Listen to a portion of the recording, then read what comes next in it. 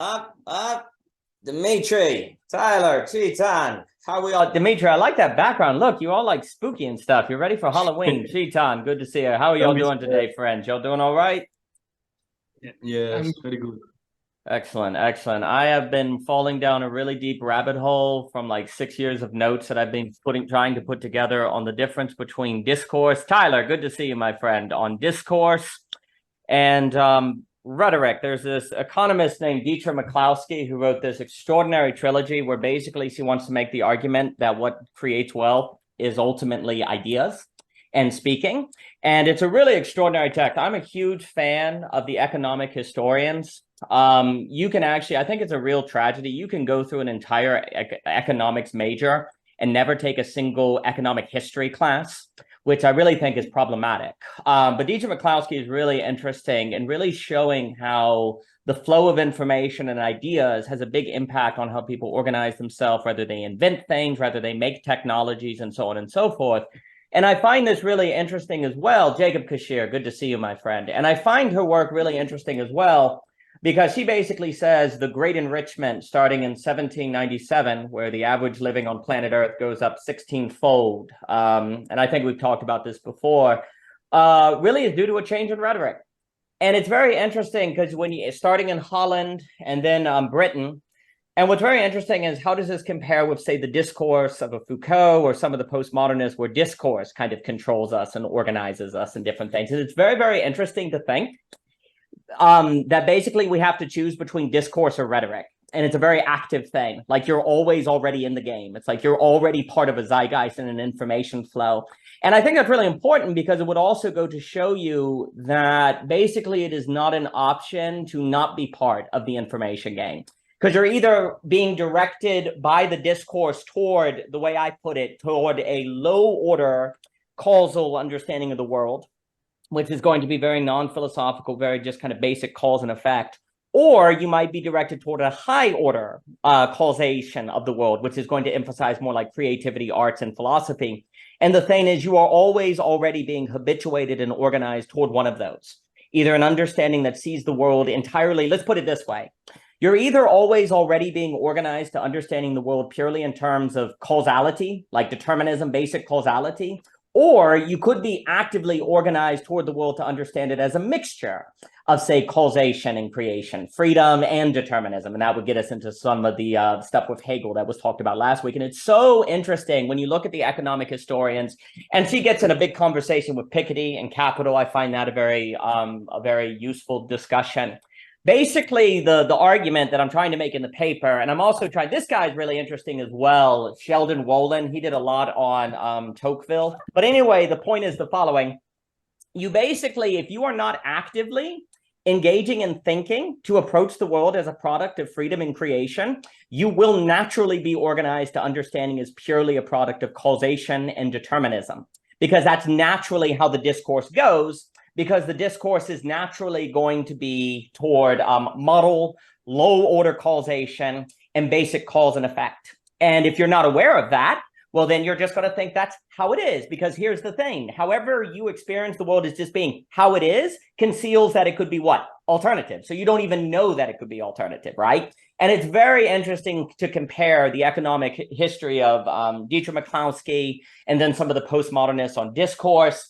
And then the last thing I'll say, I was mentioning with Tyler, Tyler in an email brought up, that interesting part where Hegel at the beginning of the Phenomenology of Spirit is kind of concerned about the intuitionists, right? These people who just intuit the truth without having to conceptually mediate it. What's very interesting is the argument I'm trying to kind of bring out is even if you know, for example, and you intuit that humans have some sort of freedom, and then I'll pass it to Dimitri here. What Dietrich McCloskey shows is that if you don't go through the conceptual mediation of what that exactly means, then you actually drift into the causation discourse and you actually don't live a life of freedom. So it's actually natural to be pulled into merely intuiting. And the problem is because you might intuit that creativity and freedom matter, you therefore think that you know it and therefore stop paying attention to the fact that you're being pulled into a discourse that controls you. And so that also for me is interesting with Hegel, where he's saying that if we merely intuit, then even if we intuit the truth or the right thing without the conceptual work, we still slip into the mistake. So you have to do the work. But it's good to see everyone. Let me give it to Dimitri and then Tyler and Jacob. Good to see you, my dear friend. Dimitri, please. That sounds like an absolutely tremendously fascinating topic you're venturing in. Economic history and how it relates to the ontological categories of determination and freedom. There's a lot to be said here, and I want to start by giving a note on the relationship between cause, freedom, and subjectivity, because there was a problem in Kantian epistemology or metaphysics, however you want to call it, and that is that how to ground the subject in the causal chain, and especially reconcile the causal chain with freedom, as Daniel, you just pointed before. It's not like the opposition is not between pure determinism and then some pure kind of freedom. It's determinism and then like some kind of determinism with freedom, or in other words, some kind of paradox, some kind of struggle. Now, Alenka Zupancic writes about this in her writes about Kant's epistemology, and she actually says that Kant is massively radical because he doesn't ground subjectivity in a causal chain. Now, Kant actually does. The thing is, yeah, I think that's true, and if you go through his thinking, the way she makes arguments very compelling. However, there is this time that Kant said that if we were to know the noumenon, we would be like puppets, and that we would like be submitted to the causal chain, basically. Now, maybe it's not that Kantianism is wrong. Maybe it's that Kant wasn't really Kantian up to his own standards here. I think there's something to be said for that.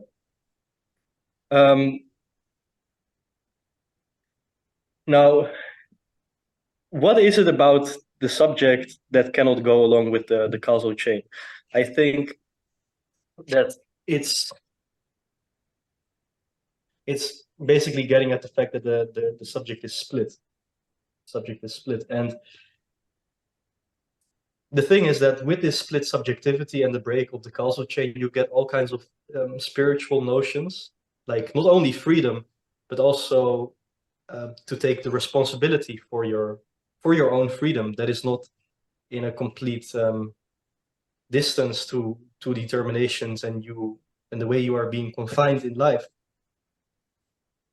And there seems to be a certain sense in which, insofar as art or especially philosophy is vocational, that it entails carrying this responsibility for your own abyss, and really going, and positivizing that negativity in a manner that I don't actually know. I don't know what the end point of this all is. There is something to be said for the fact that Hegel's philosophy is about reconciliation with the present that opens you up to the side, to the future. But then again, like you said, Daniel, this world is basically ruled by the understanding, which always goes along with intuition. So understanding of like the understanding of determinism, the ideology of determinism that cannot think the break or the hiccup or the contradiction or the paradox that subjectivity is, as a kind of a torsion of phenomena, as this itself as a positive condition for our freedom and our very freedom itself. So like you could say, you could go, how do you call it? You could like think about philosophy as a way to get rid of that understanding and to get rid of people who believe in this kind of manner.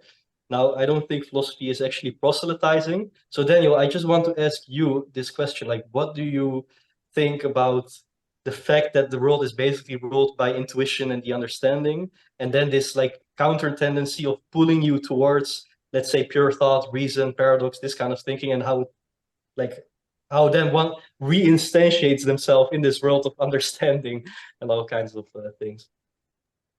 Well, Dimitri, that's an excellent question. Sanduni, Michelle, good to see you. And I'll pass it to Tyler and Chetan. Yeah, basically, that's the huge question this whole thing has to get into, because there's a few things. First, I really like the point that the choice is between determinism or some kind of paradox, because I think that's correct. You know, the way I'll say it sometimes, it's between determinism and necessity, right? And so, like, you're not saying determinism and freedom, because that's kind of problematic. You're talking about this state of necessity where you choose determination to make them necessary for your freedom, and you need them for your freedom. It becomes kind of paradoxical. I think that's very good. Also, I have Kant's third critique over there on the critique of judgment, because that's the one I think that I always go back to that seems to have a lot with this issue of freedom and the experience of the sublime, and I slowly lose my mind. But that's the book I really, really I find that quite rich. Anyway, so there's a few things. So when Dietrich McCloskey is making the argument, she does acknowledge she has a problem, because if you're going to argue that what has made history is something qualitative, not quantitative, how do you verify a qualitative thing? You don't have any material experience of it. It's really, really hard. What you actually have to do is go through basically every field, literature, art, politics, everything, and show a shift in the ideas in all of them, that you would say, hey, look, this idea of what she calls the bourgeoisie virtues appears everywhere all at once, which could not be coincidental. There must be a kind of Kuhnian paradigm shift. Oh, and look here. Once that started in Holland around 1797, you had this massive change in the economic structure, that the change went into Britain and went all over. And so she's trying to make a qualitative argument that rhetoric is at play, but it's very, very difficult, because one, you have to be interdisciplinary. And the problem is, if academia is inherently anti-interdisciplinary, like if the whole college system is basically anti-interdisciplinary, then any sort of academic argument that wants to make an interdisciplinary claim is going to meet resistance. Brandon, good to see you, my friend. We're talking about Dietrich McCloskey, the economic historian, who I really like. So she's really great. And so she's at a disadvantage, because if she wants to show a qualitative change has changed everything, well, one, that's inherently interdisciplinary and generalist. And two, it's not quantitative, so it's difficult to get evidence. So she's got the entire academic establishment against her. But in order to show the change, you need to show a qualitative change. So this is the argument I'm going to have to make the claim to speak to what you're saying, is basically, I'm going to associate that with something, and then I'll give it to Tyler. I'm going to associate, one, rhetoric, as I'm defining it with McCloskey, would definitely be reason. Discourse would be understanding. The nature of the world tends to be on the side of discourse. And the reason why it took thousands of years to have this change that happened in Holland is basically because it is so against human nature and so rare. And I would also argue that it's natural for it to go away after a while, and that's been occurring. You have to fight back to get the reason. I would associate that rhetoric with Nietzsche's child, which would then get us into the ability to create one's own values, because also what he's talking about in Holland around 1797 is a transvaluation of all values sort of things that's going on, which ultimately will get us into, to be very provocative and not explain any of it, a transformation of the classroom structure from incubating a trivia mindset like Neil Postman will talk about, to something instead that's going to be emphasizing the flow of rhetoric in the way that McCloskey is talking about. So these are the sort of shifts that have to be made, but that's the whole point of the paper and why it is already 200 pages long, alas. And Brandon, you come and go however you like. It's really good to see you, my friend. I hope you're doing well. I'm going to pass it to Tyler and Chetan, and then Tyler, it's good to see you, my friend. Good to see you. I guess I kind of want to make sure that I'm following along with this idea of that Hegel's talking about, with intuiting the truth is not enough. And I liked that when you emailed me back, and it kind of got me thinking about, would it be something like, I have to always, put somebody else's ideas into my life and try to find an example.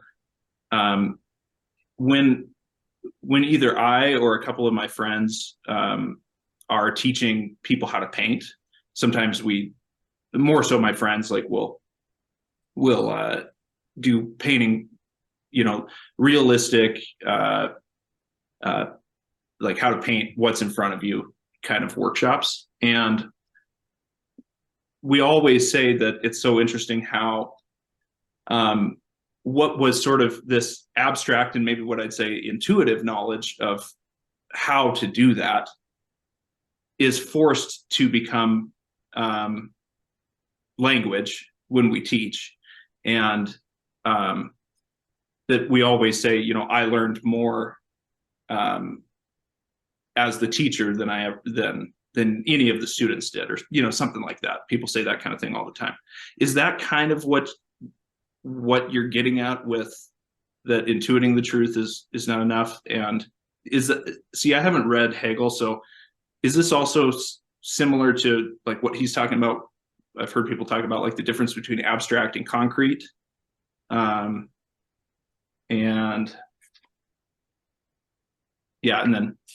that's all for now. No, that's an excellent question. And first off, no matter how much any of us read Hegel, none of us have actually read Hegel. So it's like a lifelong thing, worry not.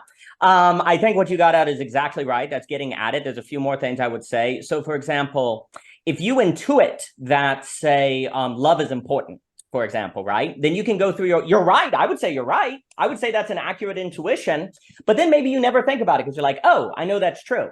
The problem that Hegel would say is that you actually have not thought through that intuition. And so then maybe you do the Gary Chapman love language where you say love is like really important and love equals getting people gifts. And then you get married and you just give your spouse gifts, and your wife actually is like love language is talking, which you never do because you assume the meaning of that intuition. And as a result, you get into trouble.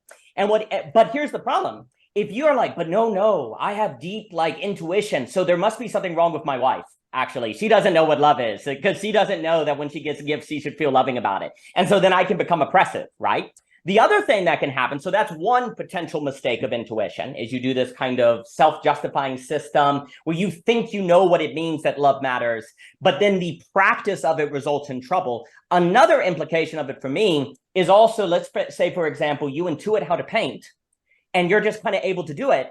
But then one day someone comes along and like wants to be taught, you wouldn't be able to teach them. And then two, another ditch could happen is if someone asks you, Dimitri, good to see you, my friend. If someone comes along and asks you, how do you paint? And you're not able to explain it, you may start to doubt your own ability to paint and say, actually, I am a fraud. I don't know what I'm doing because I can't explain it, and then give up, right? So when you have intuition, even if you're correct, you actually might be fragile. That's one thing. The second thing is you may be oppressive in that intuition because you're like, oh, it's self-evident what it means, and kind of push it upon other people.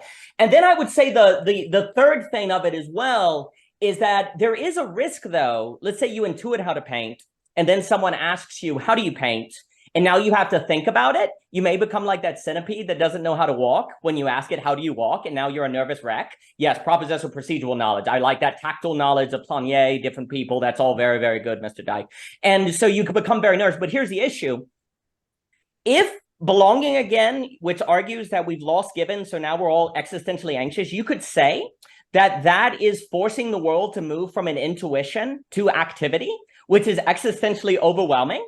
And you have to think through how to get back to that, which is really hard. So to the defense of intuition, there's a reason people did it, because to think through how you do it is really, really hard. And collectively, that can be difficult. But what Hegel is putting forth is that there's a danger here. So here's the point, and I'll pass it to Chiton. There's a danger to not do conceptual mediation through intuition. And there's a danger to break intuition with philosophy, because then you have to work through it. And the question becomes, are you in a sociological condition now that doesn't allow mere intuition, if you will, because there aren't the sociological givens? If so, then the skills of philosophy have to be worked through. And then two, even if there's a value in intuition, you're still vulnerable to manipulation. You're still vulnerable to assuming you know what that intuition means, and all these other problems. So that's where for Hegel, we have to work through the intuition. And the other thing I'll say, it another way that might be another way to put it is like people like when you hear before you get married, you're told, oh, in marriage, relationships can be hard. You can go, oh, I know that. But then you do it. And you find out what that actually means. But you actually thought you knew what it means before you did it. And if you're too married to your preset complexes going in, you can get all sorts of dysfunctions that can occur, right? You have to have a kind of openness, that intuition. Ironically, intuition often presents itself as a kind of openness. You don't need premises and different things. But what Hegel is pointing out is there actually can be a radical closeness to intuition as well, because you intuit the whole and nobody can talk you out of it. So there's like a autonomous rationality that's bad, and there's an autonomous non-rationality or an autonomous intuition that's bad. So we have to do this horrifically difficult bothness that's no fun. So those would be some of the ways I would put what Hegel is getting at. It's an excellent question, but let me give it to Mr. Chiton. Mr. Chiton, it's good to see you, sir. Good to be here. Actually, we've been doing a reading group on Hannah Arendt from past few months, and it's a question that has sort of recently been discussed in that. And usually when you talk about these things, you talk about these things from a certain closeness of engagement that you have with these questions. But at this point of time, my own sort of engagement with this question is too close and too personal to be able to objectively talk about it in that sense of where I can but I'll try, but if I don't make sense, just let me know. I'll just stop and and it may be good for me to actually verb it out, because I've been reading about this. I've been going back to reading Marx and reading Hegel and then reading Arendt back again. So Arendt has a very interesting formulation to the problem of economics. She says that very fact that economics became a public problem, a problem of public discourse, is a sign of modernity. It itself is a movement away from what you would call the public sphere to what you call the social, the collapse of the public and private into the social, in that sense. Or in other words, social becomes a point where what was supposed to be private now becomes a public concern. So for her, she goes back to the Greek times and she sort of raises the problem that economics at that time was a concern of the family, the private sphere. The very fact that economics is becoming a question of public sphere is something we need to think about, that Marx missed, according to her. That's, I think, the first formulation to that kind of a question that we need to be having in mind in a discussion of this kind. What does it mean when she says that something which is meant to be private, which is supposed to be hidden, and every society needs to demarcate what is hidden and what is public, what is visible to everybody and what remains in hiding?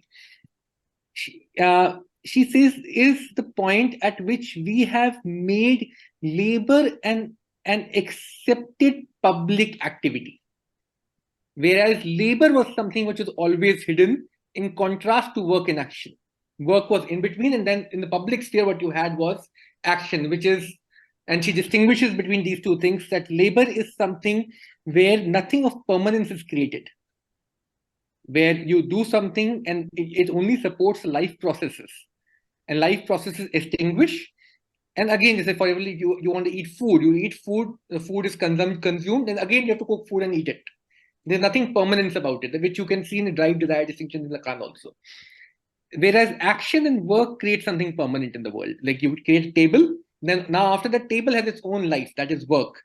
And action is where we can create a collective life vis-a-vis other men. Where people together come and create something which is more permanent than who they are. And we can get into questions of immortality, salvation, and so on and so forth. And she says the very fact that economics has become a public question, which is a social question, tells you that something of the labor has become a public. So you can look at how corporate jobs are organized today. Those jobs are primarily laboring jobs.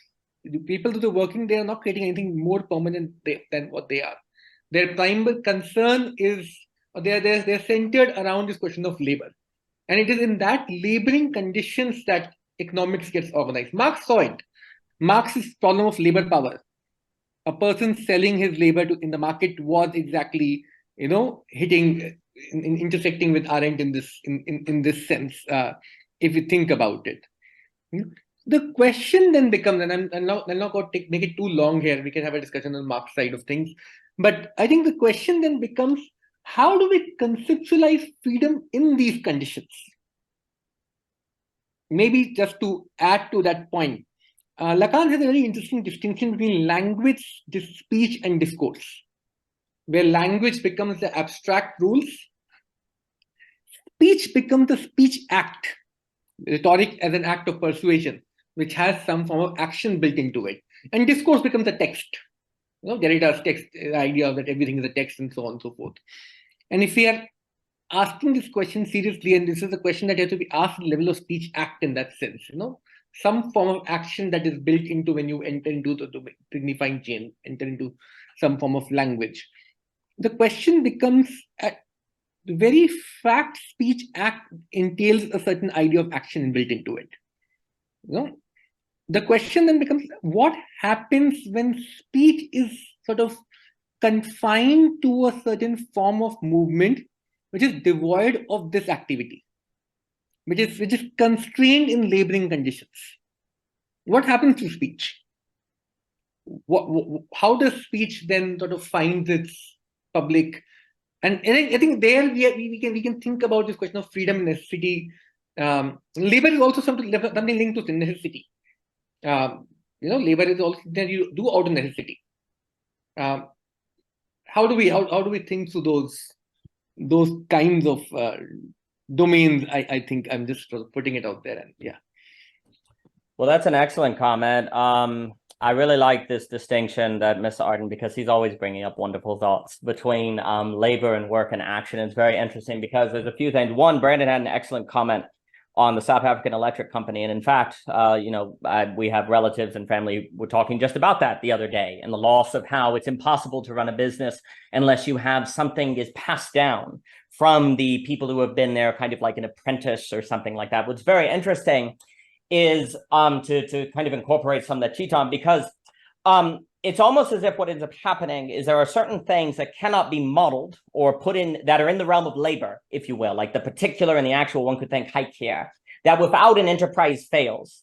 But today, everything has to go through a filter of being translated into the public or the work sphere, of which cannot be understood at that level. As a result, operations can be very problematic. So a way I would put it in my own paper, I've been talking about the difference between low order and high order.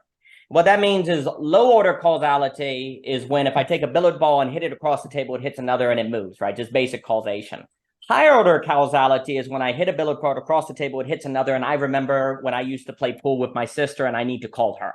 There is, in fact, a cause and effect there, but it cannot be reduced to material causes, right? It's there, but it really can't be modeled. And I might be the only person who experiences that cause and effect in seeing the billiard ball.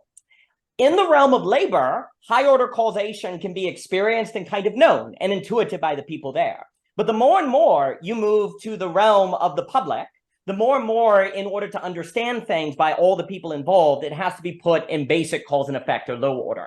Within that process, something could be lost that is very problematic.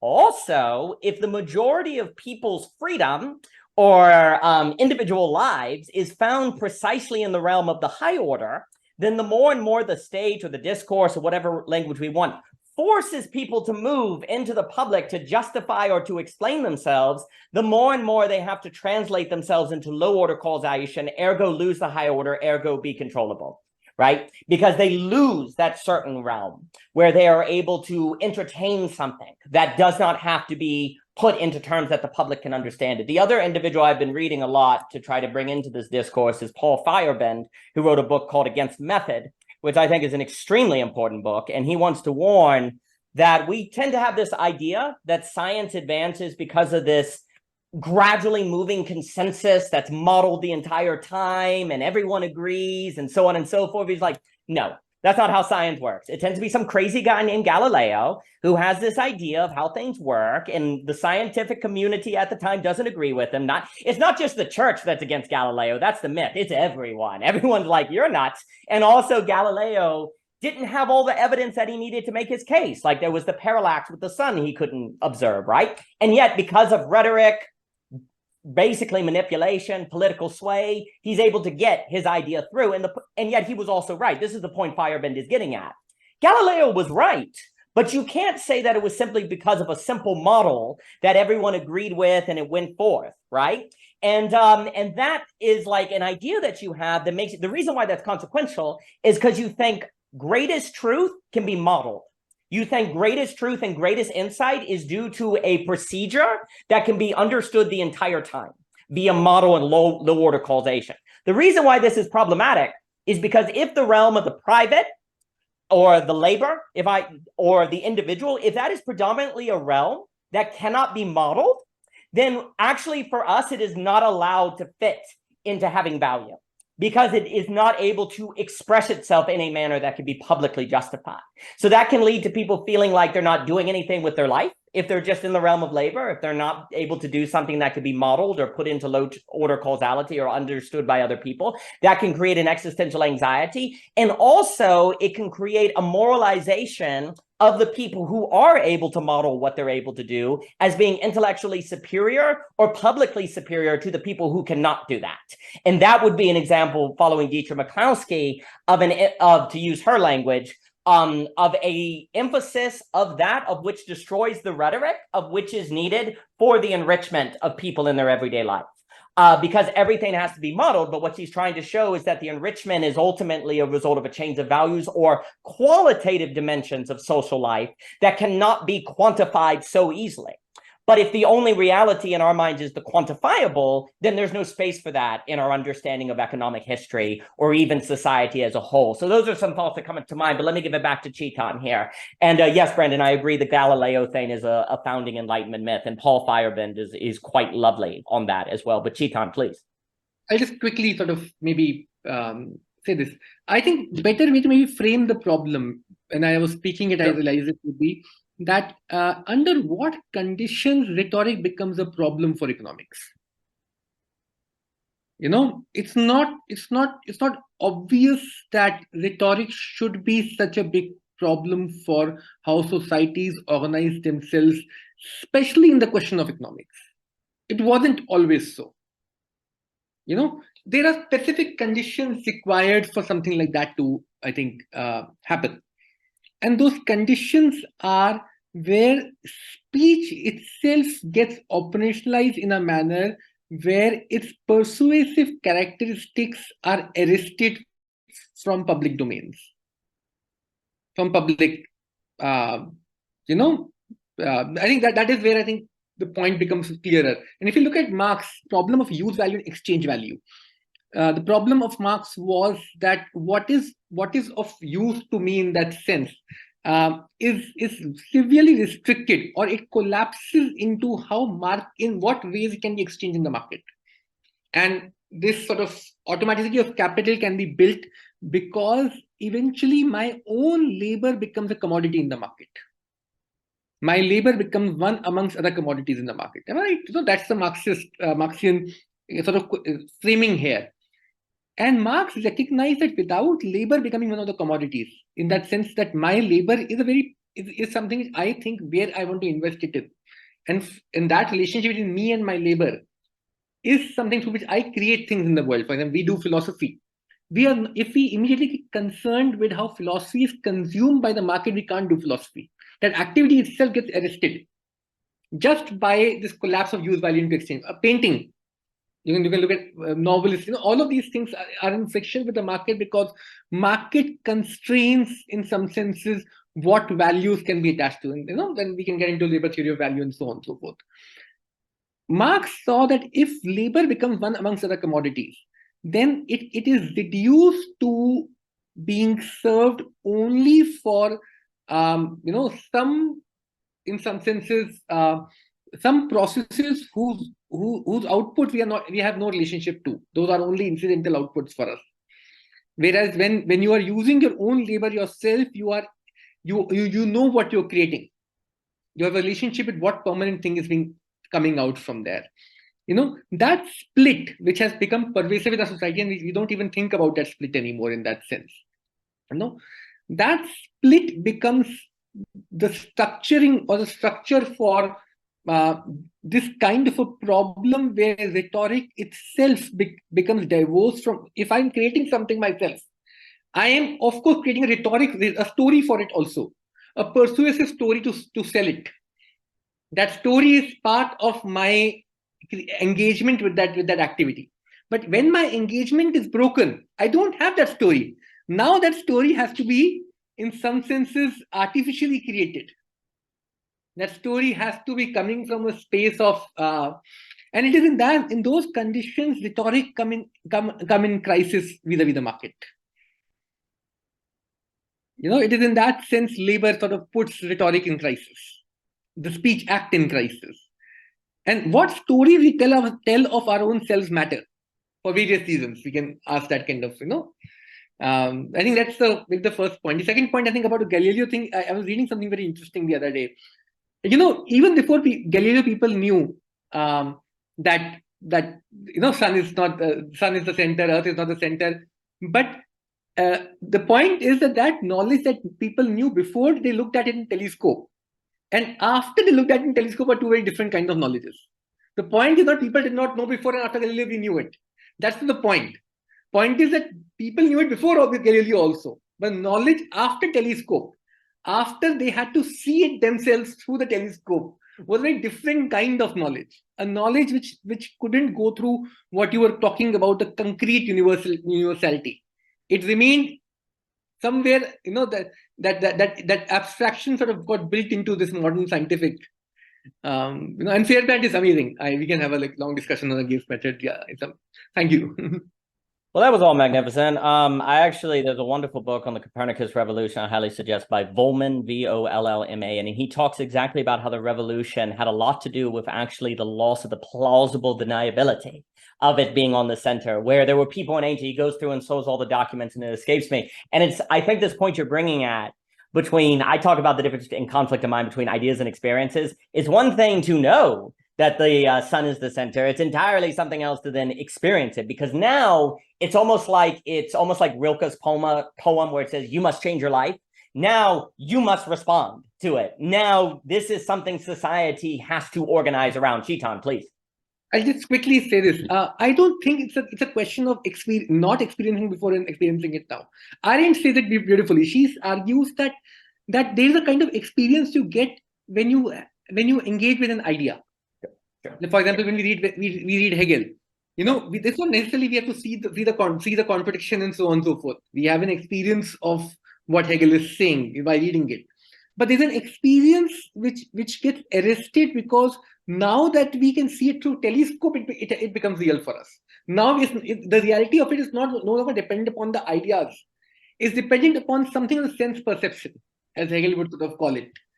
There is a certain kind of dilution by getting convinced through that process. Again, the rhetoric is missing over there. In something, the persuasion, the story is not the idea. You're not convinced with the idea. You're getting convinced because now you saw it. Is that real conviction? Was there something of value when you were convinced through a certain realm of ideas, rather than simply because you could look at it through the telescope? There is something to be gained there. There's something to be lost there also.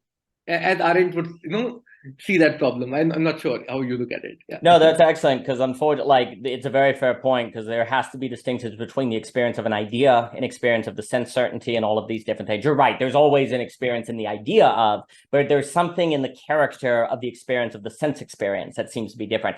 Actually, I would get into it, but there's a book called Kindly Inquisitors by Jonathan Rauch that goes through the difference between knowledge belief and the organization of the public sphere relative to that process. And it has a lot to do with the idea of what is it that might be true that can be translated into basically sense experience that then makes it possible to have a organization around it that is not existentially in this kind of ether of possibility. It might be difficult to live with, but at least we're now range bound. We're more kind of socially range bound to this thing that we can experience. And his book, Kindly Inquisitor, is very good on that. The other thing I was going to say on everything he was saying on Marx, but I'll give it to Tyler. For me, this is a massive claim that I'd have to experience. The shift happens when the foundations of economics move from being motivation and metaphysical to capital accumulation. That is when everything shifts. And basically the problem is for Dietrich McCloskey, when she's talking about rhetoric, she even thinks she hates the word capitalism because it implies that the market is a matter of capital accumulation. She's like, that's not what history shows. It's something far more metaphysical. And then the market process happens later, which is everything Marx is critiquing. And here's the problem. What she's calling rhetoric. And the problem here is when you talk about rhetoric, every philosopher uses these terms in different ways, so it's tricky. But when she talks about it's almost like what she says is the worst enemy of rhetoric is the success of rhetoric. Because what rhetoric does, it's a metaphysical change that changes the quality of the physical world, thus making it seem like the entire process was a physical process. And therefore you say everything is about capital accumulation, or it's all about the public sphere of work. And then you lose sight of the metaphysical values at the core of it. You stop exercising it, and then you're captured. Then you're reduced, and then you're alienated. And I think also this is where, and I'll give it to Tyler, I'm really interested. I've been going through Keynes's general theory to show that the only way to understand demand economics is basically what is demand but motivation, and the difference between intrinsic and extrinsic motivation. And that requires also going through how Minsky describes the business cycle. And the funny thing is, when you go through all these different economists, you ultimately see that economics requires a metaphysical basis, that in the very action of economics makes you forget. And then once you forget that, you then are completely capturable by the system. So there's an irony that is in play there, but it's extremely important what you're getting at. But let me give it to Mr. Tyler Murphy. Mr. Murphy, please. Okay, so I guess I'll just keep it kind of asking some clarifying questions. So we're kind of talking about the difference between qualitative change and quantitative change, right? And okay, so when I hear that, I bring in, that makes me think of like what Peter Rollins talks about with, okay, so you have when you have a religious experience, it's not, a true religious experience is not like one experience amongst other experiences. It's not like 11, like you have 10 experiences, then you have a religious experience, now you have 11. You have a religious experience and that changes all 10 experiences.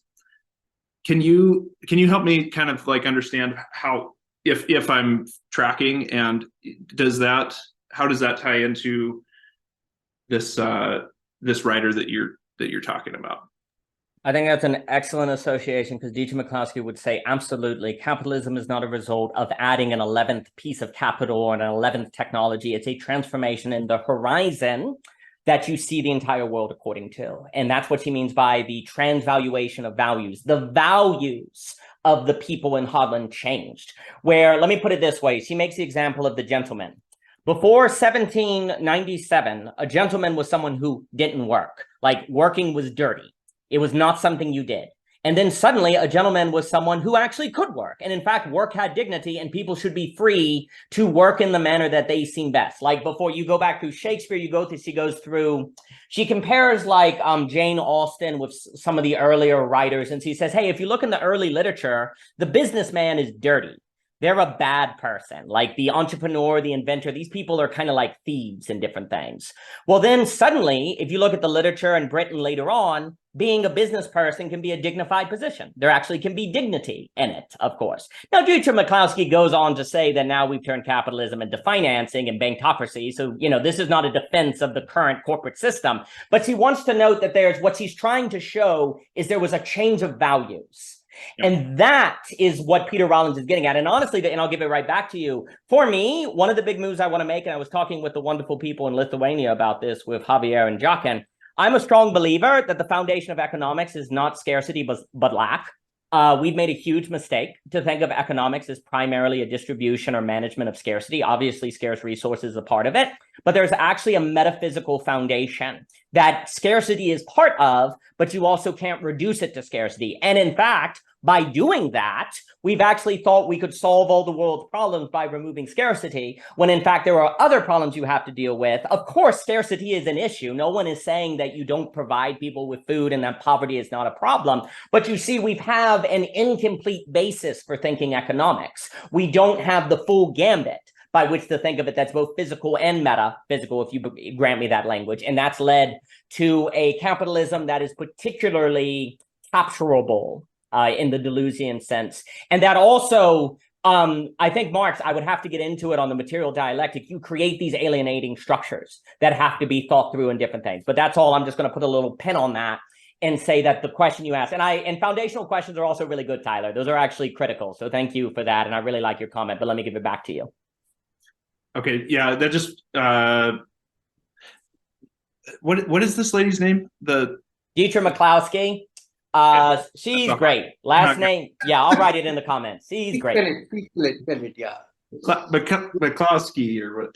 So yeah, and then so it sounds to me, correct me if I'm wrong, it sounds to me like what she's describing is that somehow on some kind of broad level, what's happening is my understanding of like the collapse of a ego ideal. And I'm thinking of, like Mikey Downs at Theory Underground, and him explaining Lacan's idea of difference between ideal ego and ego ideal. And I always think of like, you have the kid who's got the poster of Michael Jordan on the wall, wants to become a great basketball player, but it's wrapped up in the ego ideal, which is his father.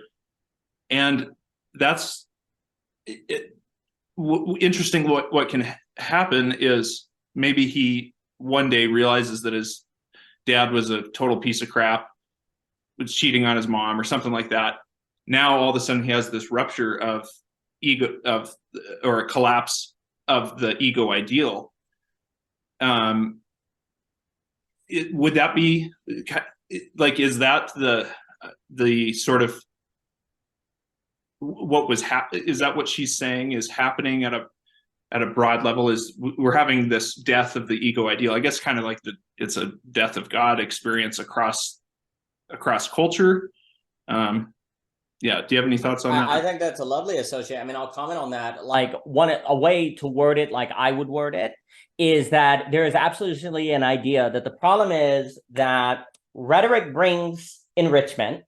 Once you get that enrichment, you confuse the effects of enrichment with the causes of it, which is the change in values and intrinsic motivations. You therefore, so for example, after rhetoric for Dietrich McCloskey, let's say capitalism, after capitalism, you then get the rich banker or you get the billionaire and you say, oh, that's what I want to be. That's the ideal of capitalists. So then you become the rich banker and that's not what capitalism is about. Actually, capitalism is about more so, there's this scene in the Wealth of Nations where Adam Smith describes the kid that figures out an invention, like he's by the river and he like invents and he's like overjoyed with like solving his problem. And Adam Smith, which by the way, Adam Smith is a far more tragic and interesting thinker than a lot of people realize. But you know, when you go through, like he's not exactly thrilled about capitalism. That's what has to be understood. He's like, this kind of alienates and sucks, but looks like it gives people jobs.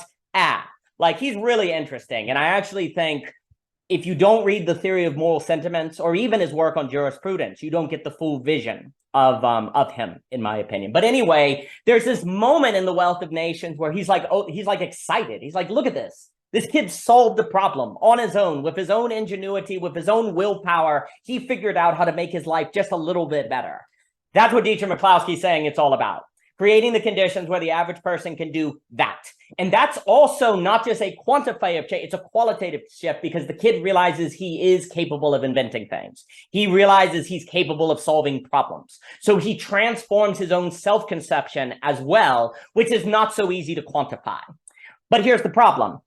If the kid makes that robot and he sells billions of them or whatever it was, let's say it's a robot because it's modern day now, and he sells billions of them, it is therefore easy to say, oh my gosh, look how amazing capitalism is. It allowed a kid to become a billionaire. And so then everyone starts to figure out ways to become billionaires instead of how to make inventions that increase the quality of life.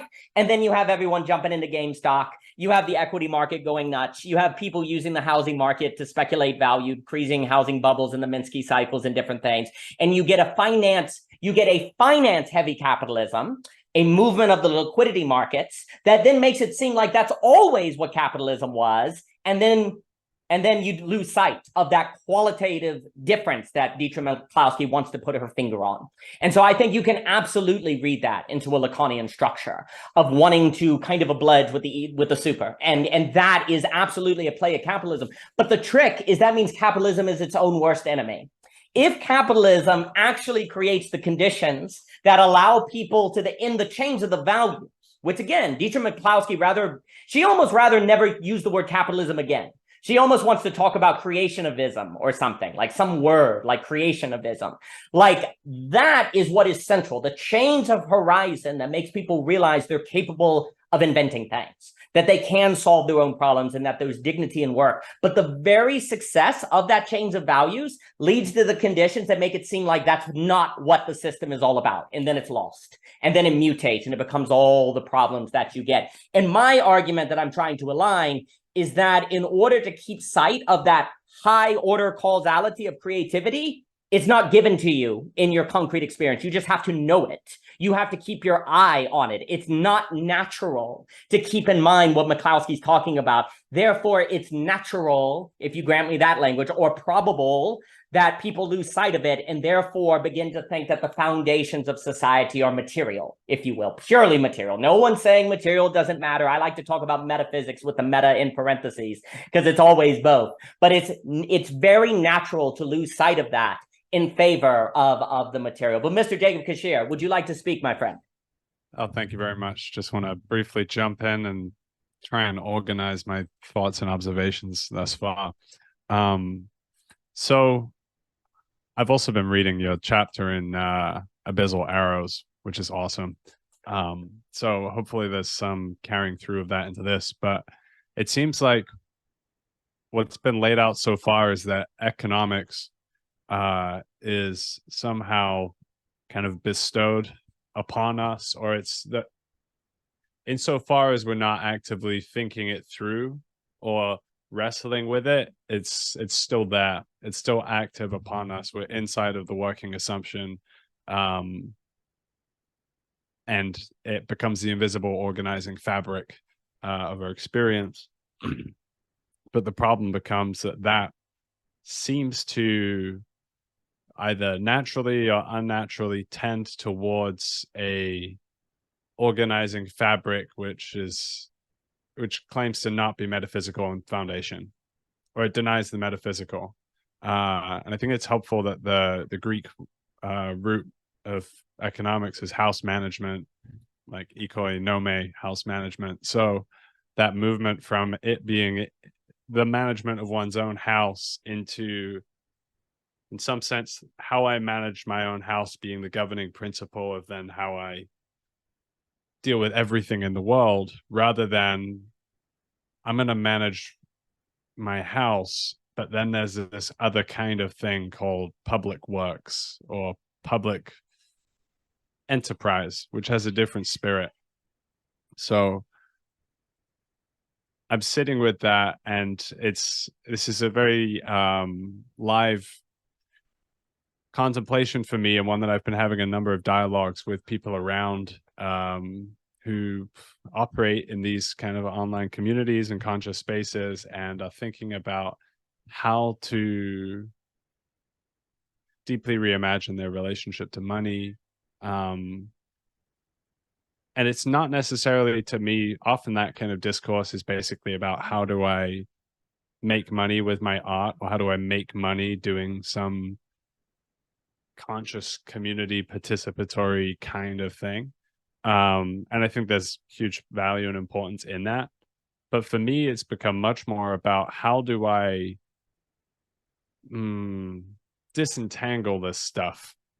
Because I'm seeing how, now that I've actually gone through the process of separating creativity and work, and money from work is more or less taken care of, I've actually experienced some sort of loss of drive in the creative sphere, where when I was actually in the state of like, I need this to be my income, there was a certain determined energy that actually pushed me to create things.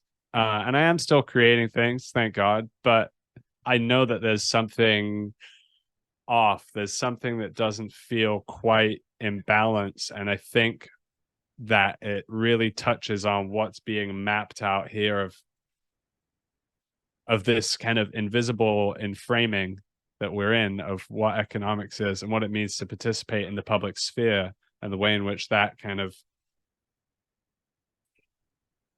shapes the suppositions about action itself in the world in some underlying fashion, and potentially even devalues actions that are not economically rooted or going to be money-making enterprises. So that's sort of where I'm at with it in this moment. I think that was a wonderful comment. And then Chetan, if you want to speak, please. So there's a few things that come to mind. First off, thank you for reading that essay. I really appreciate it. And I think it is natural for becoming to become bestowing. That's why Zarathustra is so interesting at the end of book 1, where he's in a bestow role. He's teaching everyone. And then at one point, at the end, he realizes, oh my gosh, what if I'm running from my own becoming in a bestowing world, in a bestowing role? Right? So likewise, what can happen is you accumulate wealth extrinsically, and one day you need to go, oh, wait, what if I'm hiding from myself behind materialism and money, right? You actually see that kind of structure. Now, critically, there is nothing inherently wrong with bestowing. And in fact, some level of bestowing is inevitable, in the same way that you're going to have someone bestow something upon you. It becomes the dependency on that, really. In the same way that there are some extrinsic motivations from an outside environment that could be very good. The problem is becoming dependent on them, because then you don't have your own internal ability to make values, to choose things, which would all be like Nietzsche's child in different things. I think also what's so important when we look at Adam Smith is what we've lost sight of is that economics is primarily a kind of philosophy of motivation. We have now turned economics into a modeling of capital distribution. And don't get me wrong, I have a lot of things to say about the pricing mechanism with Hayek. I don't think many people take seriously what von Mises and Hayek are showing you with the coordination problem. This is a massively severe problem that people don't appreciate who want to throw out capitalism and different things, right? So there's lots of things to be said about that. But what we also have to understand is one of the problems that philosophers will often actually skip, in my opinion, is the question of motivation. You'll have them say, is X good? Oh, if it's good, you'll do it, right? Actually, no, morality does not lead to motivation. Ethics does not necessarily lead to motivation. Maybe it should, maybe it ought to, but not necessarily, actually. It's just what Kierkegaard, you know, if some philosopher makes it rational to do good, Kierkegaard's like, why be good? He just kind of shrugs, right? Why be rational? You know, you have to kind of take care of that problem. And economics, when you look at the theory of moral sentiments, which to me is foundational for Adam Smith, it is a question of what motivates people. And that is a $1 million question that is incredibly profound and difficult. And basically what you can look at Nietzsche getting at, and that's why I put him with the allegory of the cave, is how do you motivate people to do stuff if you don't believe in God? Right? If God is dead, like if you have God and you believe like you have this invisible, you know, you could even use a Hitchens image if you want, big brother that's always watching you, it might be bad, but it will motivate you. And you'll also believe that there's a transcendent beyond death. There's some motivation that can occur with God as the, you know, if God is the first mover, then he's always the first mover. He's always leading you reason to have a first movement, right? Well, Mr. Luber, good to see you. Mr. Luber, good to see you, my friend. So if there's no God, you have this problem of how do you get people moving? Or how do you get them to get to the place where they don't stop moving because they say, what's the point? We're all going to die, right? So the loss of God, this is the issue. A lot of people have only seen the loss of God as a loss of a kind of metaphysical guarantee, but it is also potentially a loss of motivation.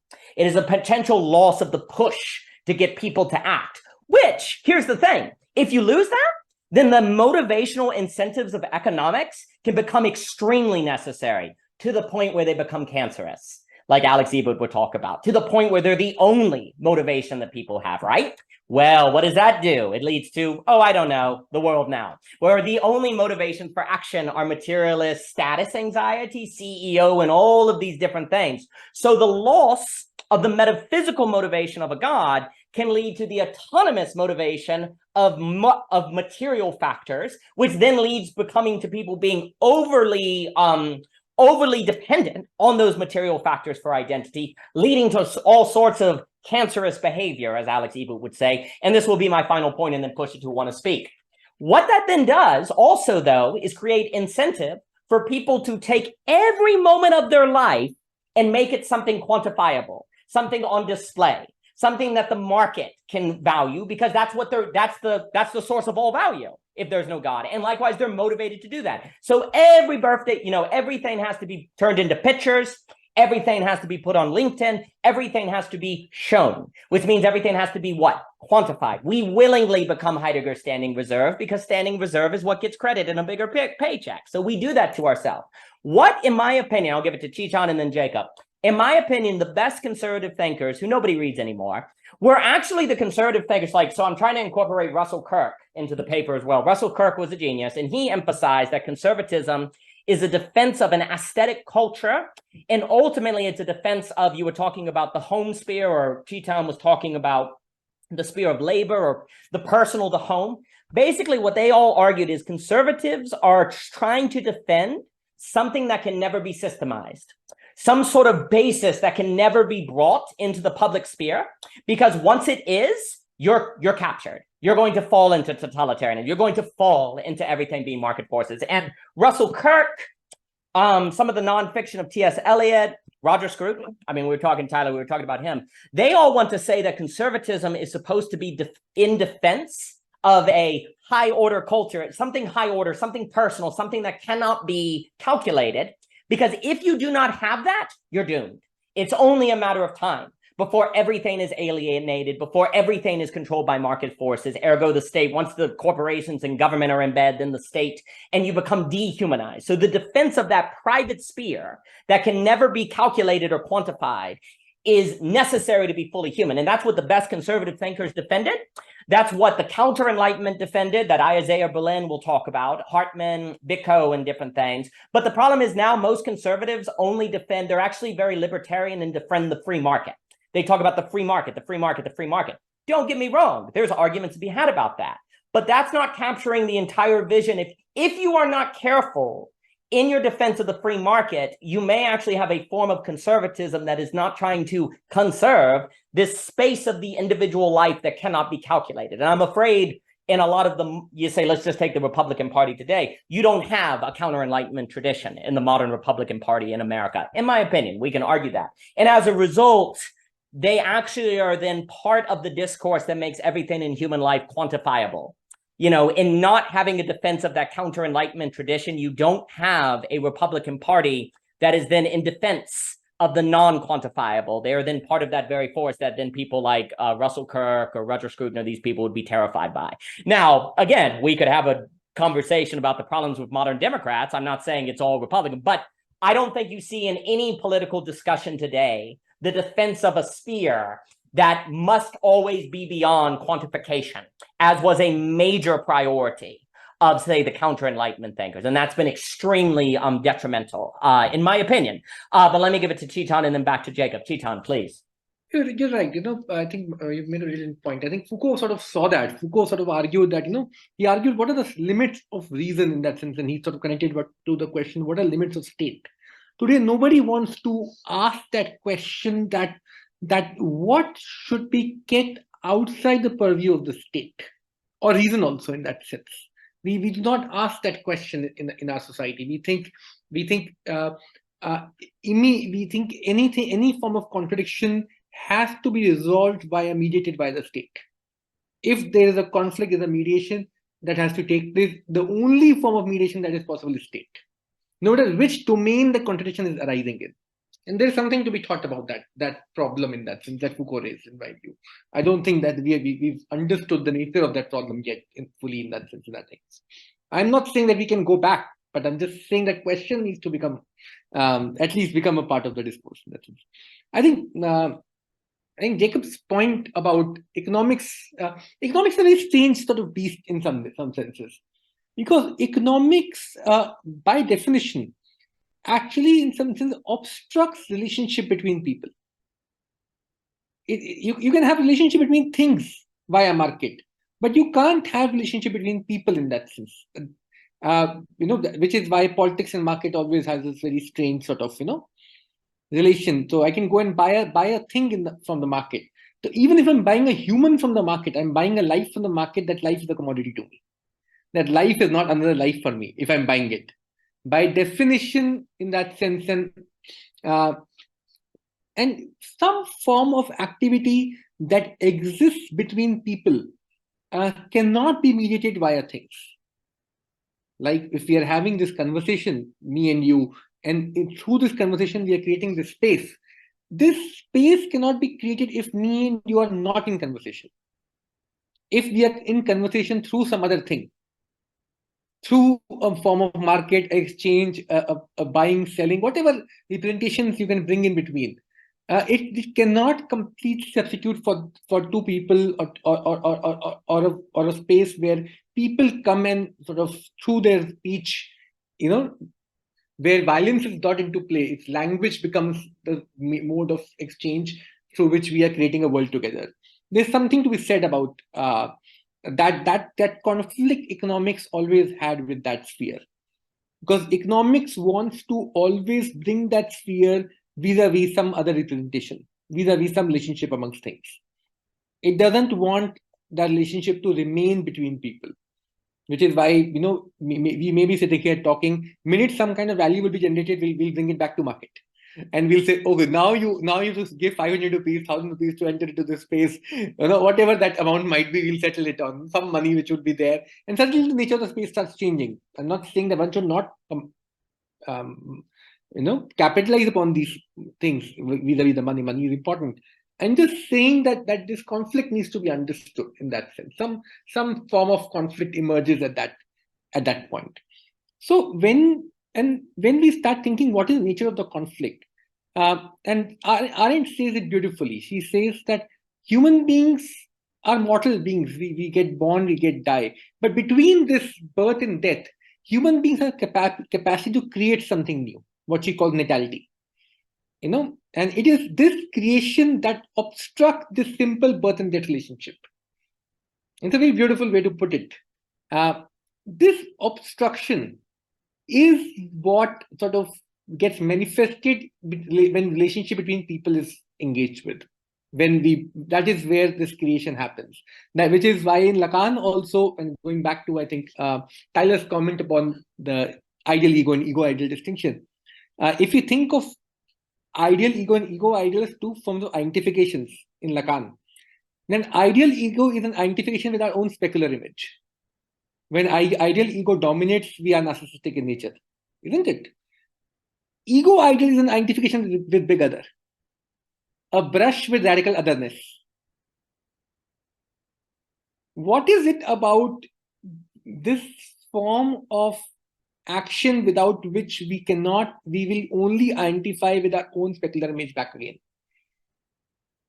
That's the question, because there is something of a creation that that activity between, that obstructs this simple relationship of birth and, that comes into picture once we have a brush with some other, when we do not find our own ego reflected back on us. What is it about that moment that our society can't think through today? I think.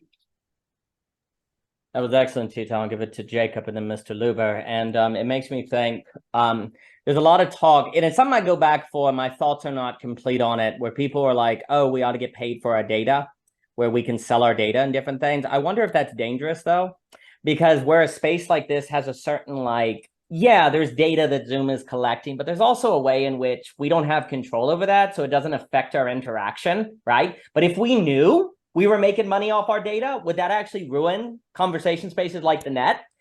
That's an example, though, of where I sometimes fear that we're our own worst enemy, because we want to get paid for what we're doing. We want to get respect for what we're doing. Like if we're cleaning the house, we want to get respect for it. Well, that means we want to be what? Quantifiable. By definition, you have to be quantified to receive that payment. Well, guess what? You're asking them to bring the market in. Chetan, please. Foucault once said, I'm a happy structuralist. I think it's time to say I'm a happy capitalist today. I don't care. You monetize it if you can. That's you to escape it by just simply accepting it.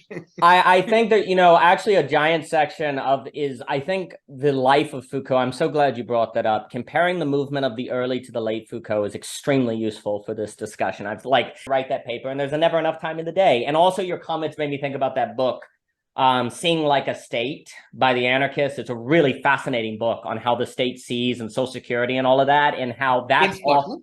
What's that? Yes. Yeah, that's it. Thank you, Sergey. That's an excellent text on Seeing Like a State, and that's part of the conversation too. So I sometimes wonder, and then I'll give it to Jacob, we have to be careful, when we're oh, I want to make money off our data. Oh, I want to do these different things. Well, be careful. That may impact the relationship in different ways. And it makes me think, but let me get to Jacob and then Mr. Luber. Mr. Kashir, please. Well, this is very interesting. I'm reminded of a conversation we had here a little while ago about everything is political. And Chetan's contribution in that conversation was something like that there has to be a space outside of the political in order for something to be seeded that can be corrective or amenable or realign the political sphere. Hello, Michelle. And so, yeah, I just wanted to feed back, because when this conversation turned towards God, and when I heard Daniel speak about kind of the presence of God in this landscape of economics, it really reminded me and reoccurred to me just how much this is the most foundational shift for me. And in some sense, I can kind of I could define the topography of my life by the shifts in and out of remembering that, remembering God. And there's this strange experience that I've had from time to time. And last week I had COVID, so it really brought it out. And COVID seems to be a kind of hope-sucking entity that brings forth all of your worst possible interpretations of reality. But there's this moment in which it seems as if everything that you're doing creatively and everything which is perhaps creative or in some sense godly, seems to just completely bottom out in value. Like it all sort of disappears and you enter into this awful kind of realpolitik landscape in which the only thing of value is your economic contribution and foundation, and everything else seems to disappear. And I'm really curious about what that phenomenon is and whether other people have had that experience. And it definitely seems to me that there are a lot of things that ought not be quantified and exist outside of the public domain and outside of the quantifiable economic domain, which are exceedingly valuable. And something like prayer can't really be quantified. Something like seeing with the eyes that come out of prayer or come out of a sense of greater communion with reality, you can't put a price on that. But in some sense, it's the most valuable thing that I experience, and it's the thing that corrects my lens to experience value everywhere. So in some sense, economics is broken if it doesn't account for the very ontological foundation that gives value to anything, and leaves you open to this sort of voidy, abyssal suck where all the value from everything seems to just drain away. Yeah, thank you. That's an excellent comment, and I hope you're feeling better, and everything you said was spot on. I'll give it to Mr. Luber. So a way to look at this, exactly in line with what you're saying, is that if there's not something outside of politics, politics is doomed. If there's not something outside of economics, economics is doomed. Firebond basically says that if there's not something outside of science, science is doomed. Michael Planier basically wants to say if there's not something outside of reasoning, reasoning is doomed. So basically what you can say is if you go through all of these different thinkers, I'm just going to talk about the outside. If you do, I call that the non-rational, but let's call it the outside for this conversation because it's always fun to come up with new language. If there is no outside, you are doomed. Your education is going to become it's just all technique in the Heideggerian sense. Politics will be doomed because it will not be defending any sort of private sphere. And one of the reasons why I like McCloskey so much is because one of the reasons we don't prioritize in culture getting good at the outside or the things that can't get you a job or net conversations or literature is precisely because we believe that basically the only things that matter can get you money. That is what we think, right? Or what the state acknowledges, what the economy acknowledges, and so on and so forth. If McCloskey is correct, that means economics is thanks to something outside. Something non-economics is why we have an economics. So we must change. If it is then therefore a contradiction to have the only values of economics be aligned with the inside economics, because economics is only possible because of the outside of economics. That's why that argument is so big to me, because then if you buy that, you can start transforming people's values. The final thing I'll say, because this is so important, and then I'll give it to Mr. Luber. So when you believed in God, that meant there was always an outside. No matter what happened, there was an outside. With the loss of God, after Nietzsche, there is no guarantee of an outside. So we have to be intentional about making an outside, intentional about referring to an outside, and maybe we're just crazy. Maybe there is no outside. Well, if there is no outside, then we're screwed. Well, that's the end of the story. Yeah, let's drink and be merry, as St. Paul put it. But that's the thing. Like when you believed in God, there was always an outside. There was always something outside of calculation, right? Let's say you invented an AI that literally quantified every atom and string and multiverse and kitten that was in the universe. There would still be a transcendent other that was outside, right? Well, if God is dead after Nietzsche, then there's no guarantee of an outside. You have to argue intentionally for an outside. You have to make a case for the outside. You can't just assume that people believe in an outside because they believe in God. And God would be ultimately outside because he's other, right? Even if he has some sort of involvement, right? So what you're seeing today is after the death of God, the need to be intentional about an outside, right? How do you even begin doing that? How do you go about doing that when all the values are on the side of the low order or the inside? Like literally you're having to convince people of thoughts that they don't even have the modeling to think or the ethics to think that they should think, because everything that's real can be modeled or objectified or state or economics. You see what I'm saying? Like you're literally arguing for something that's in a foreign language, basically, relative to what has been created by the institutions. This poses an issue. And so if indeed the outside matters, then that will require a lot of work.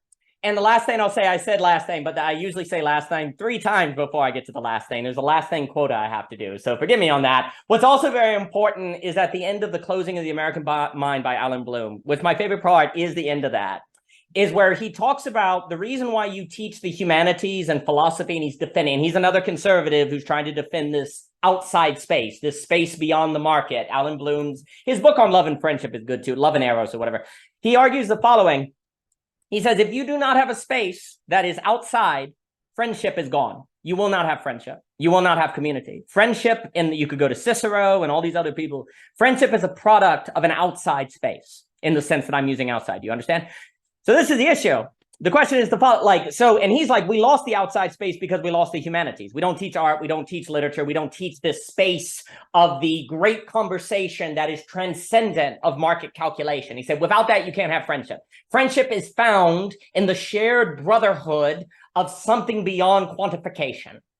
If all humans have is that which can be quantified, then the bounds of friendship are quantification, ergo alienation. That's the point he's making. Like in a world where everything can be quantified, everything is inside, the only basis of friendship are things that can be quantified, ergo alienate, ergo feel fake. So he's like, what's going to happen? And he wrote this like in the freaking 80s. He's like, what's going to happen? He's like, I'm going to make a prediction for you guys. I'm going to predict there's going to be no friends. All social capital will be lost and no one's going to interact anymore. Yeah, there's a book called Lost Connections that came out by Hare talking about how nobody has friends anymore. We can look at Japan. We can look at the atomization. You could argue that all of that is evidence of exactly what Mr. Bloom is saying. That is what's a consequence of the outside. So this is the question we're left with, and then I'll give it to Mr. Luber after saying last thing 20 minutes ago, is that like what we see is the question of the following. Can humanity have an outside without belief in God? Or can you only have an outside with belief in God? And if it is possible to have an outside without belief in God, the question is, how does one do it, right? And of course, maybe it's all of those, or it's both of those in different ways. But this is the question. History so far has shown us that it is not possible for humanity to sustain an outside without belief in God. I'm not saying that that's impossible. I'm not saying that belief in God has never been used to control and manipulate people. That's not what I'm saying. But what I am saying is that by having a given metaphysical horizon that is always outside of calculation, it becomes possible to have communities of friendship and interaction and outside of capture and so on and so forth. That without that now collectively, what would it look like to make that intentionally? How do we design that? Because I would argue, let me put it this way. The practical question that is before, if all these thinkers are right that I've outlined, then all of them are saying you require an outside to survive. We have never created an outside secularly. That's what we have to figure out to do. That's the practical challenge. Secularly creating an outside space. That's the challenge. But let me give it to Mr. Luber. This is really good stuff. Wow. Okay. I have so much to say. I guess I really like the point about conservatism. I just wanted to note that it definitely is trying to conserve the part of truth that can't be spoken, which is something that can't be systematized, essentially. Yeah, I thought that was a really, yeah, exactly. It's storytelling, like that intentional. Okay, so I just want to get there for a sec. Okay. So I think that the fact that we're objectifying ourselves, there is something horrifying about it. There is something that is like inherently unfamiliar about this objectification. And so I think that is basically, the standing reserve. We're already there. So the question is, now that we're there, how do we position ourselves accordingly? Not, like, being aware of that. So, like, kind of what Jacob was saying was, we're always responding to this making money notion. So even if you're not, making money, and you're doing things in this environment, you're doing things in according to the notion of you not making money. Just like being on the net, it's like, we're not coming on the net to make money, but yet we're aware of that. So like our actions are like, we're like proud of it in a certain sense. So it's like that pride is only a response to that fact that we have to deal with this notion. So that's like another way that we're in standing reserve. I just wanted to note that. And then I kind of wanted to pose the question, what is the outside of economics? Like what exactly is that? I would definitely want someone to respond to that question. And that, like, what is that horrifying element in that outside of economics, or in any given outside? Because to me, the only thing that we can definitely say about something that's horrifying is that it just verifies the fact that we are indeed in an experience. Like, we are in some kind of journey. Like, when you do meet that moment of despair, that's like, the classic moment before the story really progresses. Yeah, I really wanted to talk about this, being intentional with whatever the outside is. So in my mind, the outside is always a question mark. Like, it is inherently a question. So because it's a question, it throws you into some possible situation.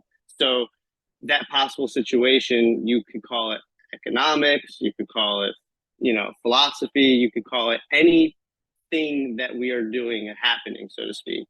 So knowing that this question is throwing us in a possible situation, how do we rationalize this thrownness? How do we rationalize the entire happening? And because it's coming from a cause that is inherently no true answer, we have to come up with different notions of how we're being thrown. And that is storytelling. And if we aren't, that's why it's like something that's so easily overlooked, because it's so primordial in how we are actually thrown into the world, that it's something that it's like hard to even think about. It's like, it's different than philosophy in the sense that philosophy is already happening if a story is happening, and yet you don't need to explicitly think about philosophy when developing or thinking about story. It's like pure hermeneutics. It's not even hermeneutics, because a story can look in so many different ways, and the art of interpreting a story is just different than interpretation itself, because you can look in a story at a certain moment in the story and have a certain interpretation of what that actually is, like a pen, a particular thing, but putting a pen in some overall schema, and that the pen being noticed is part of the schema itself, is different than just analyzing the pen in that particular moment.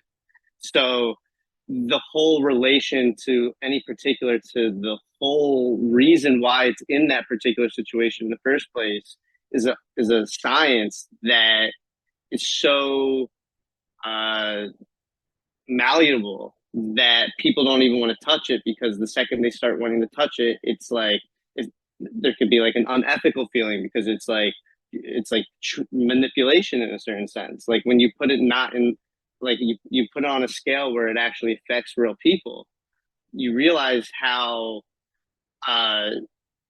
it controls so much, and yet how you're actually able to construct the story and the consequence. Like the construction is much easier than the potential havoc that the consequence could be. Like you can make a story like that, and the consequence can affect people for tens of hundreds of years. So it's quite a scary domain to play in my mind. So to me, that's why it's something that's not looked at very seriously. It's not questioned in a philosophical sense very seriously what a story is. Yeah, I'll say one more thing and then I'll pass it off. It's different than philosophy because it's not strictly talking about being or non-being. It's literally talking about both simultaneously. And to me, it's like when you talk about philosophy, it's really talking about being. So it passively talks about non-being. But if you like go to like the psychoanalytic mindset, it's talking more about non-being and passively talking about being. Where story, what's so unique about story is that it's actively talking about both at the same time. And that's why, in my opinion, it's probably a little harder than actually philosophy itself or giving an analysis itself. In a certain sense, you really feel like you're doing something and nothing at the same time. It's such a puzzling position to be in that it's like in the entertainment industry, like writers get overlooked at so much because there's like two schools of thinking happening at the same time. Oh, it's not that hard to make a story. It's easy. Anybody can do it. That's why everybody wants to do it. And then the other side to it is like, oh my God, it's incredibly difficult. It's incredibly nuanced. Barely anybody can do it. You have to really know. I have to really trust the person that I'm giving this project to actually develop the project. Like it's not something that anybody can do. So it's like very contradictory in that way in the industry, and it makes it easy to overlook the writers because no one really wants to think about that dilemma. No one really wants to work through the dilemma of storytelling, yet everyone knows that it's part of the process. Everybody knows it's the most initial place that the process starts at, and therefore the most important because it just defines how the rest of the process works. Yeah, that's basically it. Yeah. Well, that was excellent. I'll give it to Tyler Murray. There's a few things. First off, it's very similar to how philosophers like to talk about ideas. But when you say, okay, well, but what should people do? Well, I don't know. I don't want to bring it into people's stories.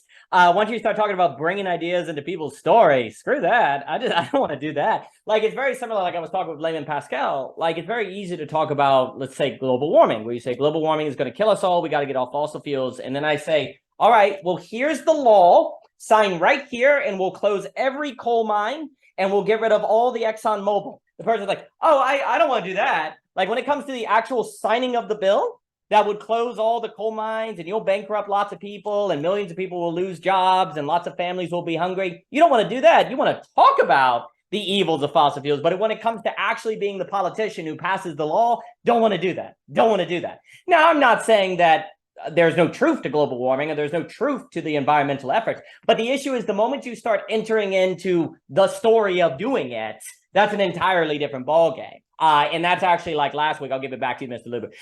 That's like last week I was saying for David Hume, philosophy always has to be brought into common life because common life is where you live it. And living it is then multidimensional. It's not just abstract. It's not just concrete. It's practice and theory, like Cheaton's paper. You're bringing it together, and that's where the rubber hits the road. And not doing that actually makes philosophy worse. And you could argue it makes environmentalist thinking worse, because when you're not thinking about writing the law, you're not careful in your speech. You're not careful in your legislation. You're not thoughtful about what kind of process is to go on. You actually, by not being concrete, are less likely to actually do things to help global warming or to stop it, because you're not thinking about the actual process of implementing, ergo bringing this to it. Mr. Luber, you wanted to say something, sir. Yeah, what you just said just really sparked me thinking that, like, yeah, philosophy is talking about being and non-being at the same time. But what's also unique to not philosophy, storytelling, but what's also unique about storytelling is that it is truth while at the same time pointing to non-truth, two things that cannot be said. So when you're in the actual storytelling realm, so to speak, and you're doing that act, there's something extremely uncanny about it. Like, there's something very like it feels like a lie while at the same time it being a truth, because it's like a different ethical parameter, if you will, because you, in a sense, you are lying. There is something inherently untrue to it. That's part of the fact that it's storytelling. I mean, I'm about it being storytelling, while at the same time you are doing something ethical, because it is necessary for there to be a story. Like, you can't operate without one. So there needs to be one in place, so to speak. Yeah, what you said just made me well, think the comment I'll say is that life is a place where what you see is not what you're looking at. And storytelling, when you do it well, is an articulation of something beyond what's in the story. And you see, the issue is that story is a revelation of what all of life is like, but you don't experience life like that until the understanding moves into reason. Life is far more about what you see that you're not looking at. In the story, when you make it, you as the writer know you're putting things in front of the audience that is not the whole of what you are pointing at, that feels like you're missing out. But if you make it overly explicit, it loses the effect, right? Like, that's the bounce and distance you talk about, right? Like the theme. And this is the issue. Story is a revelation that life is structured metaphysically according to a theme that, if it is made explicit, ceases to function. And so you feel like you always have to conceal something in order to make life alive, which feels like lying, but it is the very condition of creating an outside that without life does not function. The problem is as well about being intentional about the outside is the moment you're intentional about the outside, aren't you bringing it to the inside? Aren't you quantifying it? So you're always trying to create a clearing in an act that may create a nothing, because cutting down trees may make a field. So the act of creating a clearing through which being can be disclosed, if taken too far, is the act of removing the existence of the clearing necessary for being, because you've created a field. Likewise, in the act of creating a story, you're always one word off from ruining the story. One lazy sentence, one detail that's not quite there. The very act of creating the condition of pointing to the theme is the very act that could screw it all up. And so there's always a tension. Likewise, every single day you wake up could be a day where you lose the right motivations, become extrinsically motivated, and then enter into acts of alienation. The very acts of living that makes it possible to be alive are the very acts that make it possible to fall into the temptations of dehumanization. To be alive is to play with fire, and if there's no risk of being burnt alive, then you are not alive. And so story becomes a revelation of that entire enterprise in action at every moment and every day. Quickly, on the question of what is outside of economics, a way to put this is Dietrich Mikowski's book. You asked, what was that? Let's put it this way. It's motivation. Economics is incentives. We think that motivation is incentives. Therefore, we think motivations are in economics, when really economics contains incentive and motivation is outside of economics. By confusing those, we are then captured forever. It is very important to realize incentive and motivation are not similes. It is one of the keys to staying human. And then also, again, what's very interesting to note is I would argue the structure of economics is theological. It is a theology. It is structured like a religion. And there's a reason for that, because it becomes the material representation of something of which could be outside that once quantified. And if Dietrich Mikowski is correct that the birthplace of economics is the outside of the rhetoric, of the values that give rise to it, then economics grows out of the very soil that it then conceals, that without that soil it dies, and that soil is that of which can never be brought into the inside of economics without losing it. Now, I would have to elaborate on all that if you forgive me for that.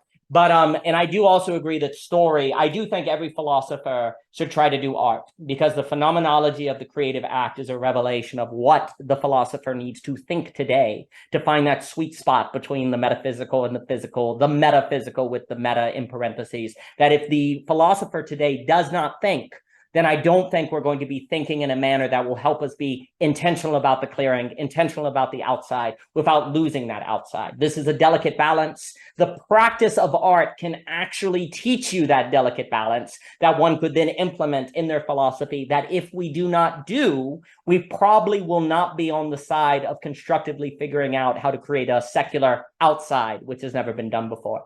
But let me give it to Mr. Tyler Murphy. Mr. Tyler Murphy, please. Yeah, if you guys ever need to, you should probably all come out to Montana and I'll take you out painting. We'll go plein air painting up on the Beartooth Pass sometime. Let's see, Andrew, I just wanted to also kind of second what you were saying and just say that you guys are my favorite waste of time these days. And I think last week I kind of talked about how I feel that I always have to have something in my life that is non-economic. And so I actually feel that that often the most creative things that I participate in actually have nothing to do with painting. Over the years, painting has sort of been like it's kind of been like my identity kind of forever, the class artist, all that. And I've made a kind of a career out of that. But the weird thing is that the creative things, what I would say is my most artistic or creative moments, are weird things like back a handful of years ago, I went to an AA meeting with my dad, and I was so moved by how beautiful it was that there was this space where anyone who went there would eventually get the chance to be heard by everyone. And that sparked this idea for having a thing that I ended up calling Story Night. And that ended up being the most meaningful thing that I've ever created. And yet it had no economic benefit to me. But it was almost the thing that made everything it made my life worth living. And then just even reflecting on what things Story Night has taught me. One of the things that's cool is like a lot of people come to that and they'll be there for the first time, and everybody is telling stories. It starts out with a handful of people who are planning to, that are the regulars that are planning to tell stories, and they've got something up their sleeve. That's all fine and good. That's great. The most interesting stories always happen in the second half of the night, when somebody shows up and says, listen, this is the first time I came here. I wasn't planning on telling a story. I don't even know how this story ends, but let's give it a go. To me, that kind of touches on the outside. And it's like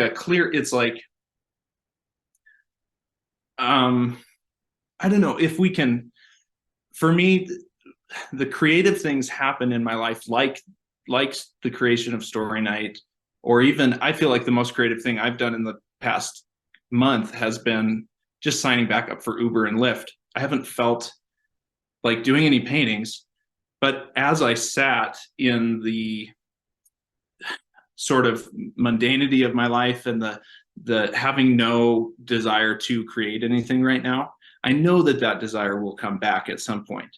But as I just sat there and kind of allowed sort of I guess maybe some kind of a clearing, the idea of signing back up for Uber and Lyft came to me. And that has been just the conversations that I've been having with these people that I'm picking up feels way more creative than if I am here painting each day these days. So anyways, I guess this is all kind of, I'm trying to understand all of this in relation to even some of the stuff, Daniel, that I emailed you, and thinking about, well, gosh, this is going down a rabbit hole. Maybe I won't go down that. But I think that there's something about, creating that clearing for the outside to come in, and an example of what that looks like is the second half of these, of like what a story night looks like, is the kind of, okay, I'm not motivated to paint right now. But I want to go do Uber. Okay, that's weird. And I feel like any of those ideas don't come, I do feel like they're somehow coming from an outside. Anyways, but I'll leave it at that. I kind of rambled on there. You did not ramble. I love everything you said. You said so many freaking important things. And then I'll give it to Chetan and Mr. Luber if you'd like to speak again. I see your hand up. You're more than free too. And so there's a few things. Walker Percy once said that if you want to be a creative writer, you need to be a doctor. And if you want to be a doctor, you need to take a creative writing class. He said that one of the reasons we can't read Shakespeare anymore is because we go into English classrooms to read Shakespeare. As a result, we have a precept complex and we can't read it. And that has always been a big deal for me, because basically what he's saying is that the worst thing you can do for writing stories is to like really, really be extremely intentional about writing stories. And he's like, what you need to do is basically everything else but writing stories. And it makes sense, because then basically the story writing is the overflow. One day the cup just flows out. And why, if basically he says the following, he says, if you're a writer who take creative class, like he's like, this is what he says. He's like, if you're a writer and you spend all your time taking creative writing classes or creative writing, you know what your story is going to be about? About a creative writer. It's going to be about an author writing story, and it's going to be more of that metafiction we're all sick of. Or it's going to be, if you become a college professor, it's going to be like Philip Roth in the later years, where you're just writing about being a college professor, falling in love with a student. It's really funny. And I think James Wood echoes this as well, where it's really, really important to actually have painting be the thing that breaks in. Here's the issue. When you're Ubering or you're doing everything else, that means what you're quantifying, because you have to do some quantifying. This is not quantify as evil or bestow as evil. You have to do some quantifying. What you want is the painting to be the quality of life that breaks in unexpectedly, but you need to have a life that it can break in through, a forest that you can clear. And by then creating everything else, and the painting is what breaks in, then it's alive, right? That's what Walker Percy is getting at. Like, what you do is you make your life being a doctor, and then when the story comes up, it is a story, baby, because it's not just about writing a story. The story then becomes the clearing, where the doctor is the forest, if you will, the quantify. The problem is when you make yourself a creative writer, if you're not careful. Now, he's not saying it's necessarily bad, because he's good friends with Flannery O'Connor, who's at the Iowa, who does the Iowa school, but very important. Flannery O'Connor does what? Moves out of New York. He thinks he's wasting her life. He lives on a farm, I believe, in Georgia, and is arguably the greatest short story writer of the 20th century. Certainly up there with with the girl that did the translation of Marcel. But anyway, Flannery O'Connor is not fitting in easily in a system, right? So I think that's all very, very important. Also, when you mention AA, it makes me think of David Foster Wallace, and there's a very important way, he saw the AA as kind of the new religion, or a way to like think religion. And I think the AA is a form of circling or dialogos that everyone is talking about online, really. And what do people look forward in the dialogos? The unexpected, right? The thing that breaks through, that feels like it's alive. Well, you have to create the circle structure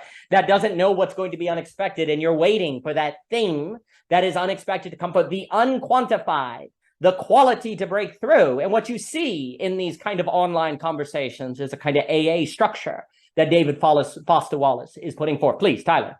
Well, I think that's why, looking in from the outside on what you guys have been doing with the net, I'm like, oh, they're doing it. They're doing it.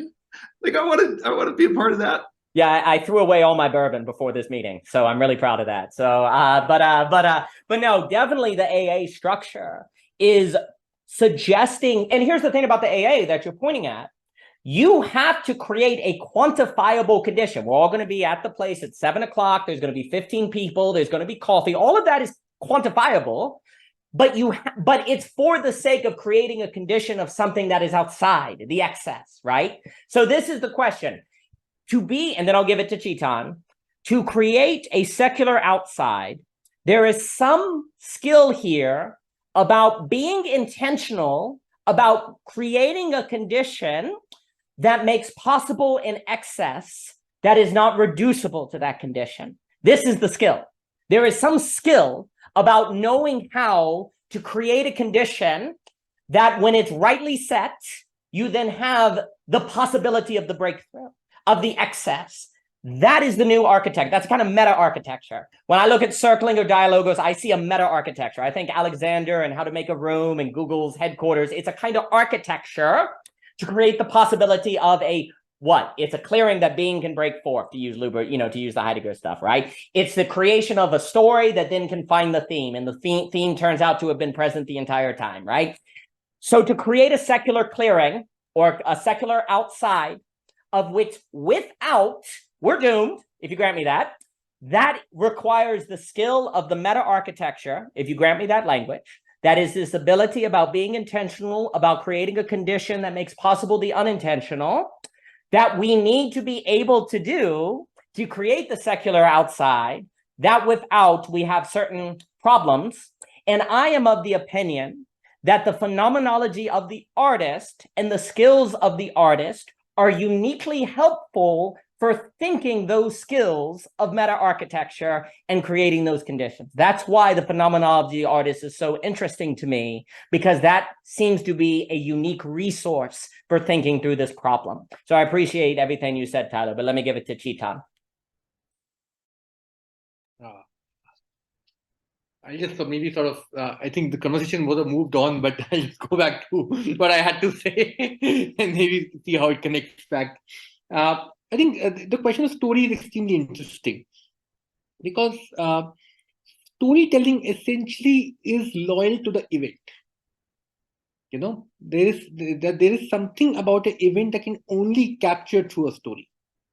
For example, when you go and meet somebody, and even when you're meeting somebody in most professional calculative domains where you know he needs something from you, you need something from them, that encounter always creates something truly contingent, which cannot be substituted by any form of calculation. It can only be told through a story. In that sense, any art, any philosophy always encounters storytelling to one degree or another. To that degree that we know certain part of human dimension, humans, engagement with the world cannot be completely reduced to a form of, representation which doesn't include story in some sense. Storytelling remains true to that event, that action that we can think about. And that is where I think we come down to this question of the outside. In many senses, outside is not simply something which is out there, what Hegel would call the spurious infinity. Outside is something which constitutively actually makes the very thing that is there incomplete in some senses. That is the nature of that. What you may call concrete infinity. There's names for it. Like there's an infinite number between 1 and 2. There's infinity between 1 and infinity. So to affirm the infiniteness of between 1 and 2, the concreteness, the determinate infinity in that sense, necessarily always include something being outside from you counting 1 to 2. You'll never reach 1. If you start counting from 1.1, 1.2, you'll never reach 2. There is something that will always remain incomplete in that process. Isn't it? So for instance, when we're thinking about economics, economics would always be hounded by this problem of event, this problem of action that's been talking about, something which exists between men. Economics would always, market sphere would always want to sort of totalize this sphere of what you may call the public sphere. Economics doesn't want, market is a very private space. That's why you call it social in some senses. It's not essentially a public sphere in that sense we think about it to be. Economics always wants to sort of legitimize all things through some idea of market, and politics always wants to keep something outside the sphere of market. That's the nature of politics. Politics would never allow being completely subsumed under market forces. Politics would always include negotiations with power to that degree. And this is where you can immediately see the question of, and which is why I am not completely convinced with Marx in that sense of the substructure, superstructure theory in that sense. If you really ask the question honestly, any politician will tell you that it's not a simple question of economics for him. Any politician, if he's worth his salt, will give you a good theory of power. Why is he doing what he's doing cannot be completely explored through economic motivations. There can be economic motivations also, but there has to be concrete motivations of power which has to be understood, and we can discuss what is power there, which cannot be reduced back down to simple, negotiations of money and so on, of capital and so on and so forth. How does this play out is an interesting, maybe, discussion to be had, which is why politics can only be told through stories. I cannot give you statistics of politics and tell you to understand politics. You can't. All political theorists understand that you can't explain politics simply through numbers. No matter how much you try it, politics would always demand some form of storytelling to be told. And storytellers that we are very honest to if they are honest to their own art form in that sense, they understand that what they're doing is they are in some senses engaging with what is truly contingent to the human historical process. When you know that when you're telling a story, you're also capturing something that is truly contingent to that moment, which could not have been simply. That is why stories are such good forms of histories in that sense. I think, yeah. Oh, Chetan, you said so many things. No, one of the things that I'm really, really going back and forth is trying to understand the material condition, the material that Marx is putting forth, and the question where there's this real emphasis on material condition being the driver of history. There's a part of me that strongly agrees with it, but then the question that I'm asking, is speaking material? Is language material? When I speak to you, there's a way in which it's material. You're hearing things that's outside of your subjectivity, right?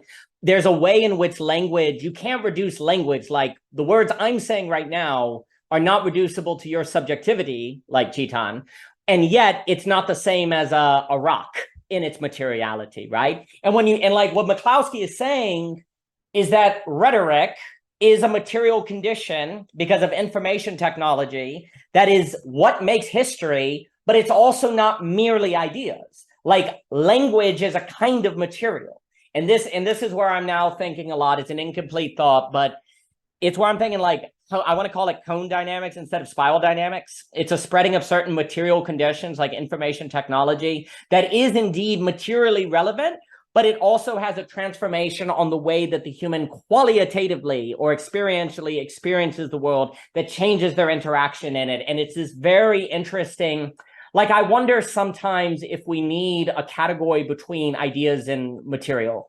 Like, not really, I mean, concrete and Hegel, I mean, Hegel's fine. I mean, he knows it, but it's like in our economic analysis, there's some sort of, like, is information technology a material condition? Yes, but it seems different from capital in the way that's traditionally understood. The way that the printing press changes things seem different than how Piketty will talk about capital, right? And so these distinctions have to be brought out that I think gets at why story is actually so. Because the other thing to what you were saying, the housing market expert, he did that book. So Robert, also, I fear I'm going to have to go in 15 minutes. So if anyone has final things to say, please. This has been really delightful and it's getting up. I really appreciate this. He released a book called Story Economics that basically wants to argue that the only way to understand economic activity is through narrative. You can't understand because of liquidity or interest rates or all this stuff. Like if you go through history, there's like no correlation, guys. Come on. Like, let's go through. It's all, the only correlation you can find is basically story. The story or narrative that is alive that compels action. And someone like Dietrich McCloskey would be like, heck yeah, I told you.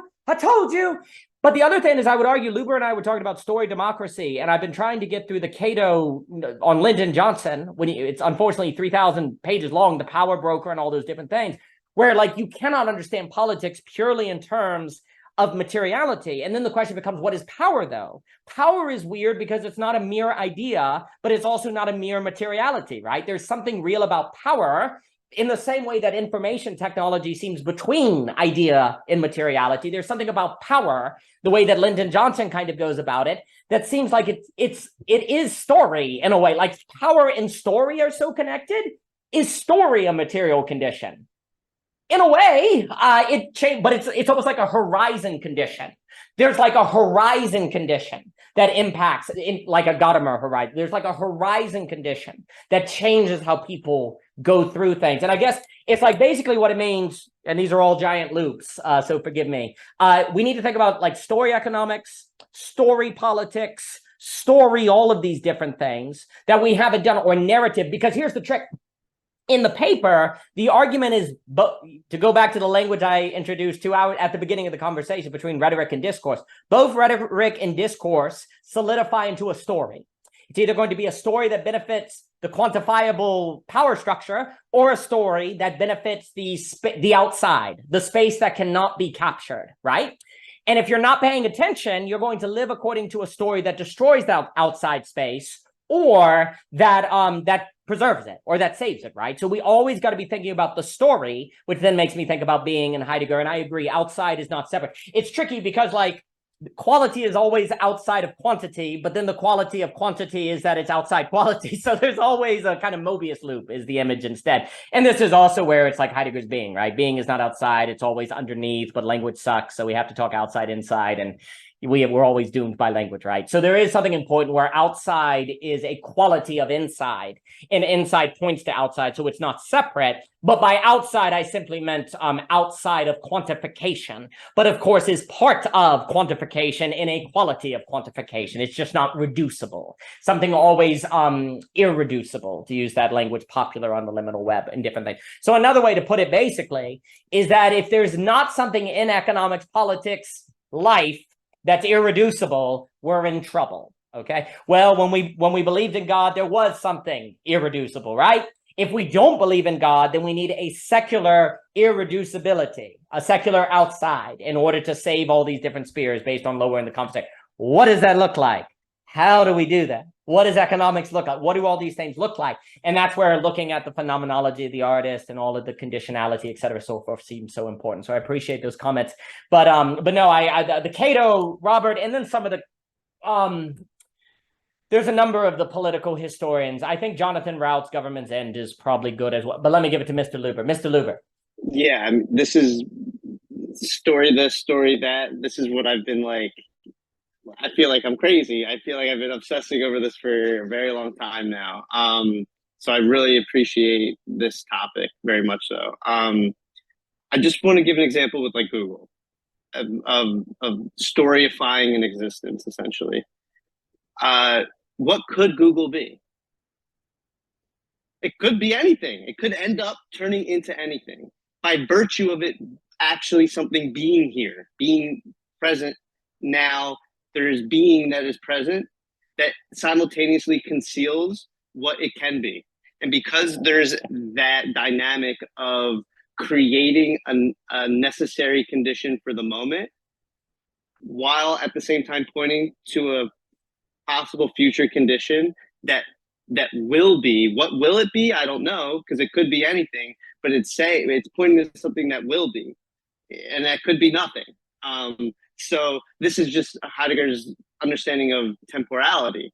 Like if you instill that static temporality in an experience, and you design an experience that does a certain output that has that temporal dimension of it pointing to something that it could be in the future, that it definitely will be something, but it might not be anything. The fact that it has to point to something in the moment, that is a clear sign of that's a good story.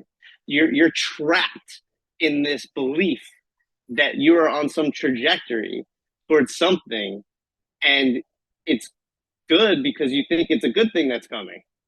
That's the only thing. It's not guaranteeing that something's coming. You just have this notion that something good is coming at the end of it, that it's for the sake of good.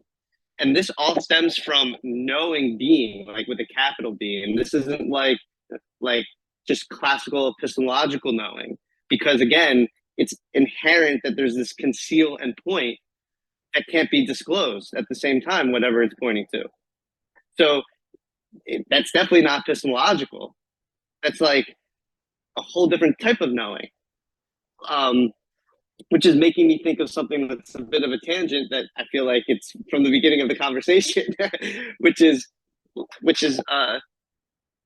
this whole doing things for money. It's like doing things because it's cool. It's like being cool is like knowing what's right in a given contextual situation, and you're just fulfilling the position of what's right, and therefore you were perceived as cool because you're doing what's right given the general context of that situation. Where there's also at the same time like a different cool, where it's like there's like a naivety of being young and being not knowing what's right in a given context, and the very not knowing of what's right in a given context and still being and doing in that context, in that given context, is also cool.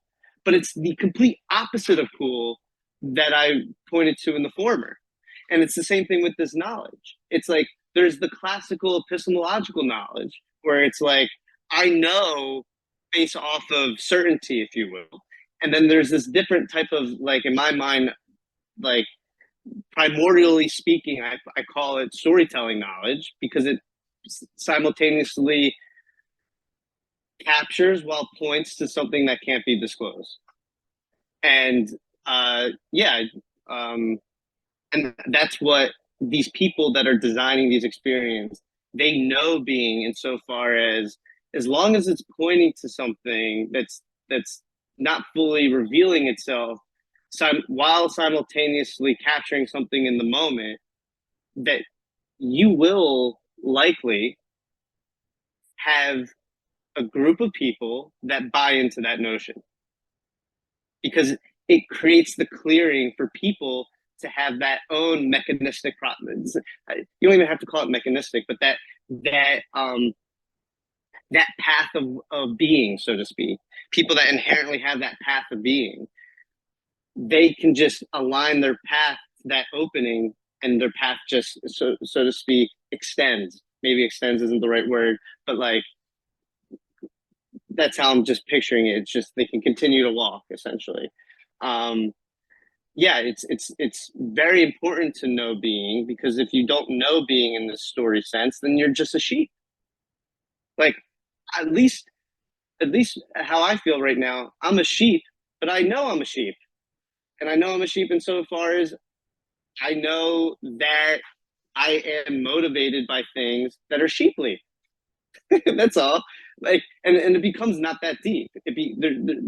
There won't be, hopefully, there won't be this awakening when I'm like 45 years old, midlife crisis, where it's like, what have I been doing my whole life? Like, I've been operating under values that aren't even my own. Like, it's, exactly. So, yeah, that's it. That was all beautiful. I'll give it to Chetan. I agree with Tyler. Michelle should speak to put pressure on him. Also, Jacob said something really good in the comments. I don't always keep up with the comments, so I'm sorry about that, about how the more like the psychedelical outside is accessed, the more big business can come in. That's a good example of like that's kind of the problem. Like, the moment people in their private sphere learn how to access something, there's always the possibility then of public access or quantifiable access. So it's almost like the people would have to intentionally keep it away, right? And that's not very easy. Some quick comments. I do wonder sometimes with Heidegger, if it would be better, a lot of people talk about being toward death. I wonder sometimes it would be better to talk about being toward clearing. Because toward the end of it, because death has the function of thinking about clearing, but when you talk about death, you lose sight of the story element. I also think sometimes toward the end of his life, it's almost like being toward lack, because lack is inherently storied. And the trick with the later Heidegger, as I understand it, is if it's being toward clearing, weirdly, then there's annihilation where the toward becomes an of, and then it's being of clearing, like a cipher. So you have to write it differently. And I'm not. So the problem is that death in Heidegger, I'm not saying that there's no place for death in Heidegger, but the problem is it's very sequential. It's like at the end of life. Now, of course, for Heidegger, death then underwrites, becomes a quality of everything. But then it's like clearing might be a better language. But then if there's a clearing, there's annihilation. So then toward clearing becomes of clearing. And the character of being is the annihilating principle that is the opening for the outside of the being in different things. And so I do wonder if Heidegger, if sometimes thinking being toward clearing might be useful. Another thing we could say is that we don't have a lot of socio-political thinking that's onto-epistemological. Right now, it's all ontological and epistemological, or only epistemological. If you take story seriously, the act of thinking has ontological consequences and ontology has thinking consequences. And what does it mean to have a socio-political order, politics, economics, and so on and so forth, that takes that seriously? That there is a kind of feedback loop that's going on, right? Well, then you would be very, very conscious of the story that people tell or the values that they have, because those would work back on them to make them in the image and likeness of those very values. And are those the values you want? You would at least be aware of that feedback loop that would be occurring. So I think that's very, very important that you're getting at. Let me give it to Chetan. Chetan, please. Maybe I'll just quickly come back to the question of materialism, and and I'll go in 10 minutes. There's something very interesting with materialism, actually, because if you look at the history of materialism, Hegel's question of materialism was not that there is no matter. His problem was that something like matter. If you look at every object is different. How do you conceptualize something which is common amongst all objects? That itself is an idea. That is why Hegel is not a simple idealist. He's not saying that, oh, ideas are more important than matter. He's saying that there's something about matter itself which cannot be sort of be the minimum of an idea to be thought through in that sense. Marx's point actually over there was not that Hegel is wrong. Marx made the most Hegelian point there. Marx made the point that if this is true, if the structuring is true, then at some point you need to reverse this relationship in matter and idea, and you need to argue that ideas themselves, if they're loyal to their own constitutive gap, if they are concrete, they are the most material things. That's a Marxist. That is why when you think about materialism today, dialectical materialism today, through the psychoanalytic Zizek'ian lens, you think of materialism not as simply as something which is, a dichotomy between material and idea in that sense. You think it through that if you're loyal to the concrete, then you are a materialist. Although there's another line from Marx that comes and which are a strong critique of Zizek. If you look at a recent article in Counterpunch, they have a problem that when you think of materialism like this, then you actually neutralize very question of materialism itself, and they're not wrong about it. That then the whole question of materialism becomes a question of concrete universality of Hegel in some senses. You get reduced to Marx's point of concrete economic analysis, which is also a story, by the way. So eventually stories can be told materially, whether you believe in this side of materialism or that side of materialism. You can always tell a story materially. You can always think materially. That was never a material. The problem of materialism was never that you needed a concrete material. The problem of materialism always was that material reflected the idea of work in it. That there's certain work through which something becomes a material, and that work is its relationship with concrete universality, or the good infinity that we talked about, making something determinate. How do you do that work? By making an idea which is more permanent than simply that passing spurious infinity that comes from it. In that sense, and it is in that sense that you need to think of materialism, I guess. Yeah. That was an excellent comment, and that would be worthy of a very long paper, because I think you're pointing at something that is missed in this entire debate. That's a really interesting problem. There's a point where materialism kind of comes out of itself, right? And I'm also taken in the comments that, and then to me, that would just speak in some respects to, then it's a question of order. If there's a point where materialism comes out of materialism, pure materialism, then the primacy of rhetoric or discourse or the framing all kind of comes out. And then there would be reason to think that the economic history that McCloskey and different people are putting forth would be the case. There's a few more comments. I'll give it to Michelle and Jacob Kashir. I was taken also by this idea that everything is material. Isn't it funny how there's one way in which everything is material, ergo story, and then everything is material, ergo materialism? The same phrase, but it has a different meaning, right? It's kind of a funny wordplay where, everything is material, as in just material, but actually you could use that as potential story. Chetan, please. I'm just saying that there's a materialist way of engaging with everything in that sense. That's maybe a way to put it. Yeah. That there is a materialist way of engaging with, all kinds of objects in that sense. Yeah, and that's what I'm trying, like, I'm so glad you said that, because that's what I'm trying to work through thinking, Marx, with what I'm calling cone dynamics, is because it doesn't seem like, to me, it's very clear that the material condition and the concrete matters, but it seems like if you take that analysis seriously and you look at economic history, we can't think of material as mere materiality. And that's where then you end up going through. So I think that point is just spot on. And I think then our analysis of socioeconomics, because we have an either or, idea or material, when that's not what the history shows, is then hindered. And then we can't do politics well, we can't do economics well, or anything like that. I'm also thinking, like, again, following the Tocqueville stuff, democracy is at its best when it's the flow of story. Like when story can kind of flow well and you can test story and you can kind of see what framing is well. We tend to emphasize in democracy as the flow of ideas, but democracy should really kind of emphasize a kind of flow of story, especially if that's what we see in narrative and economics and so on and so forth. Let me give it to Michelle and then Mr. Kashir. Michelle, please. Well, thank you all so much for the conversation, and sorry to be sort of in and out a little bit. But I couldn't help but think lately about I couldn't help but think in this conversation about something I've been learning about lately. I have no conclusions on it at all, but I'm always kind of interested in like the kind of alternative health world and things like this. And obviously there can be like pros and cons on either side, but something I was learning about recently had to do with like, it's called block therapy, but it's not the best word for it because it's all about like actually releasing blockages. Like their whole sort of motto is like, you store your issues in your tissues. So like it's talking about the mind body connection and how important that is, like how the psyche is like it operates in a way that is, you know, related to the organs, etc. And I'm glad it smells so good, baby. And so basically like the whole point of the matter is that I was thinking about how much all of this sort of this concept of the psyche and its relationship to actual physical health is a lot like they had a lot of elements of it that reminded me a lot of the story, the concepts of story and theme from like Luber's work. And it made me think like there was this other thing that I listened to where this woman had dealt with like a hormonal imbalance her whole life. And then she did story work. It's not technically called this, okay, but she basically did story work with this woman.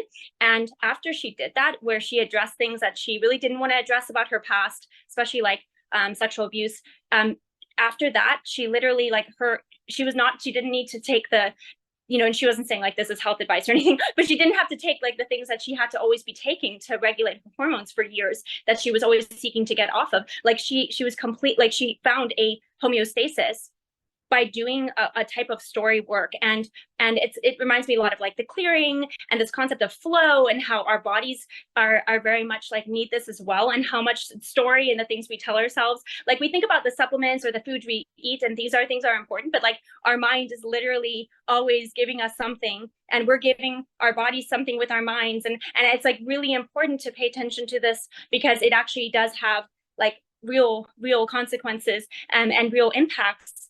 And I want to do like a little bit more of like actually doing my own sort of like reflective work of connecting these things, because oftentimes we don't always connect like, you know, the health world or the holistic health world with like, you know, philosophy. But I think there's something really, really ripe there and like really rich there that is really essential to look at. And again, like I don't have any firm conclusions on the matter, but I was just like, wow, story work and like the body, like to me, it's really fascinating. So I just wanted to share that.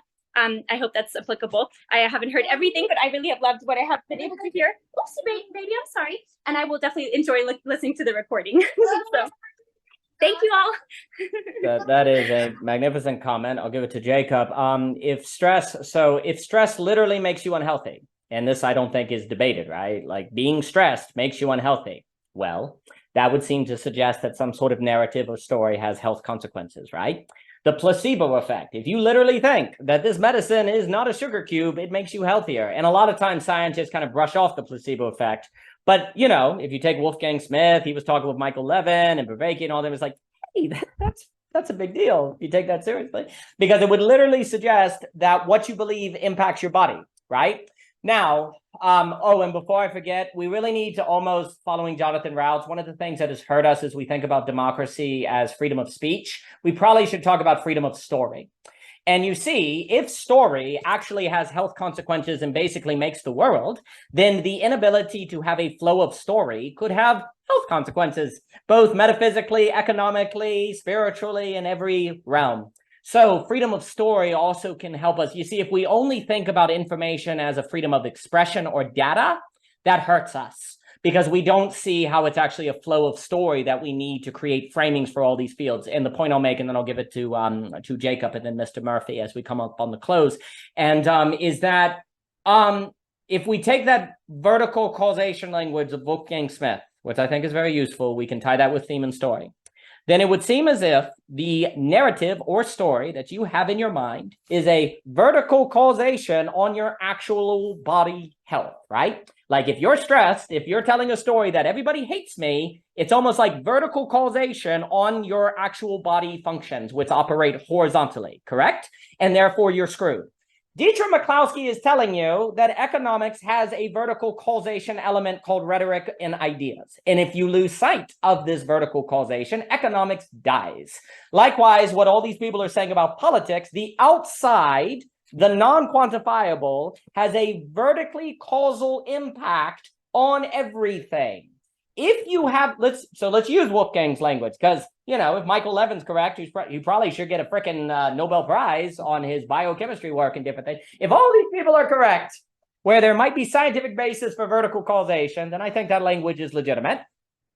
Basically, when we defend the outside, we're defending a source of vertical causation. And we are saying that if there is no outside, there is no source of vertical causation in your life or in the culture's life. As a result, it can't formulate itself in the same way that Michael Levin, you have to have that weird vertical causation to have the xenobots and all those things form, right?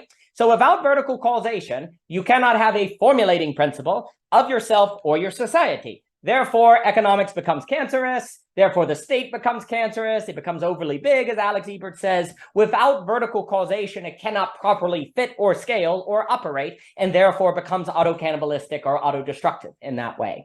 So what we could say is that a defense of the outside is a defense of vertical causation, that without which cannot be totally quantified or put into simple terms of use, without which it will not be possible to have individual or social health.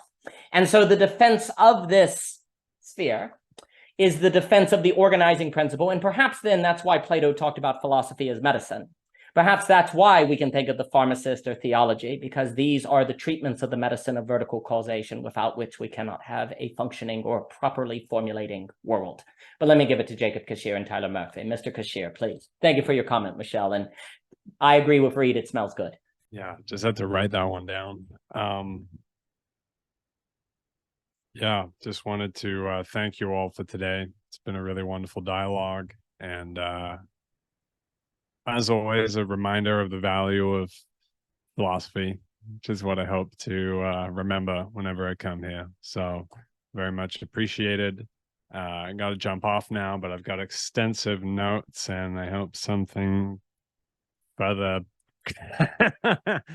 I know you do, Daniel. I've seen your notes. Something beautiful is going to come out of them. So yeah, thank you all and have a good day. Thank you, Jacob Cashier, and I'll give it to Mr. Murphy in the close. Michelle will tell you that we actually added new lighting in honor of you. Yeah, we have these sexy like light cubes in the library now. I tell you what. So thank you, Jacob Cashier. Mr. Murphy, please. I just wanted to piggyback off of some of the things that Michelle was talking about. I love that. I love that idea that the issues are in your tissues, and I guess just I remember the most powerful healing experience I ever had came around this time where I suddenly felt like I understood the concept of lack. I was, you know, I've always been a huge fan of Peter Rollins, and this was maybe 5 or 6 years ago. And finally one night, it's like it clicked. This idea that there is me, and then there's who I wish I was, and there's this gap between. And I haven't thought on this in a while, so maybe I need to sit with it again. But something in understanding that there will, that like it's okay that I'm not that who I wish I was. It ended up, I think there was a cascade of various insights that happened in that night, but that was one of the main ones. But all of a sudden, a knot in my back completely dissipated. And it was the weirdest experience where it took a couple days, but I could feel it moving from my back out through my arm, down my leg, and out of my body. And so I guess maybe this is, like I could go back. I remember I wrote about that experience at the time, and it's not as fresh to my mind right now. But maybe this, to tie it all back to the beginning where you were talking about, we can intuit the truth, but it's not until we make that abstract more concrete through language that maybe we can have something like the dissipation of a knot in the back. A contradiction, you know, this is another thing that Rollins talks about, is that contradiction is, he talks about addiction being a contradiction that has not found its way into diction, into language, hasn't found its way to be expressed. So the whole idea, from what I understand about psychoanalysis, is that we work through our contradictions, and there's something healing about all of that. So anyways, I think that spaces like this, like the net, like things like Story Night or AA, are these spaces that give people the possibility to confront the outside, I guess, to use the language of today. And so I guess I'm grateful for whatever outside influence has been on you, Daniel and Michelle, that has caused you to create OG Rose and the net and all that, and for get my chance to get to know you guys. Thanks. Well, Tyler, that was a beautiful comment, and I really, really appreciate how you connected that with the beginning of the conversation. I think that is really well put, that moment where lack is not an idea, but something that's deep. And then you go, oh, wait, that means there's not something wrong with me. Oh, wait, that means there's not something wrong with me. And then boom, your experience changed. And I think you feel the health differences. I think I really appreciate also on you talking about the net as a space for that kind of thing of which can occur. And I think that's a wonderful example of something that you kind of have to do philosophy to have happen to you, to know that doing philosophy is worth doing, right? Where you have to take that absolute choice or leap of faith. And the other thing too is what you're describing to me is a qualitative change, right? You felt a qualitative change in your life, right? And one could argue that that qualitative change was extremely real, extremely concrete, extremely practical, and yet it would be really difficult to quantify, right? But you know it's real. What Dietrich McCloskey is trying to argue is that that is what happened, collective consciousness, some kind of qualitative change that transformed how people acted, but is like impossible to quantify following traditional economic historian measures. Therefore, we've missed it. Therefore, we have not prioritized the power of the qualitative change, and as a result, the power of ideas to have a material impact on people's lives. And then following Chetan's comment, we've arguably not looked close enough at materiality to realize that eventually you go through it into story, right? And so once you do that, once you see things, then that has a qualitative change on your life.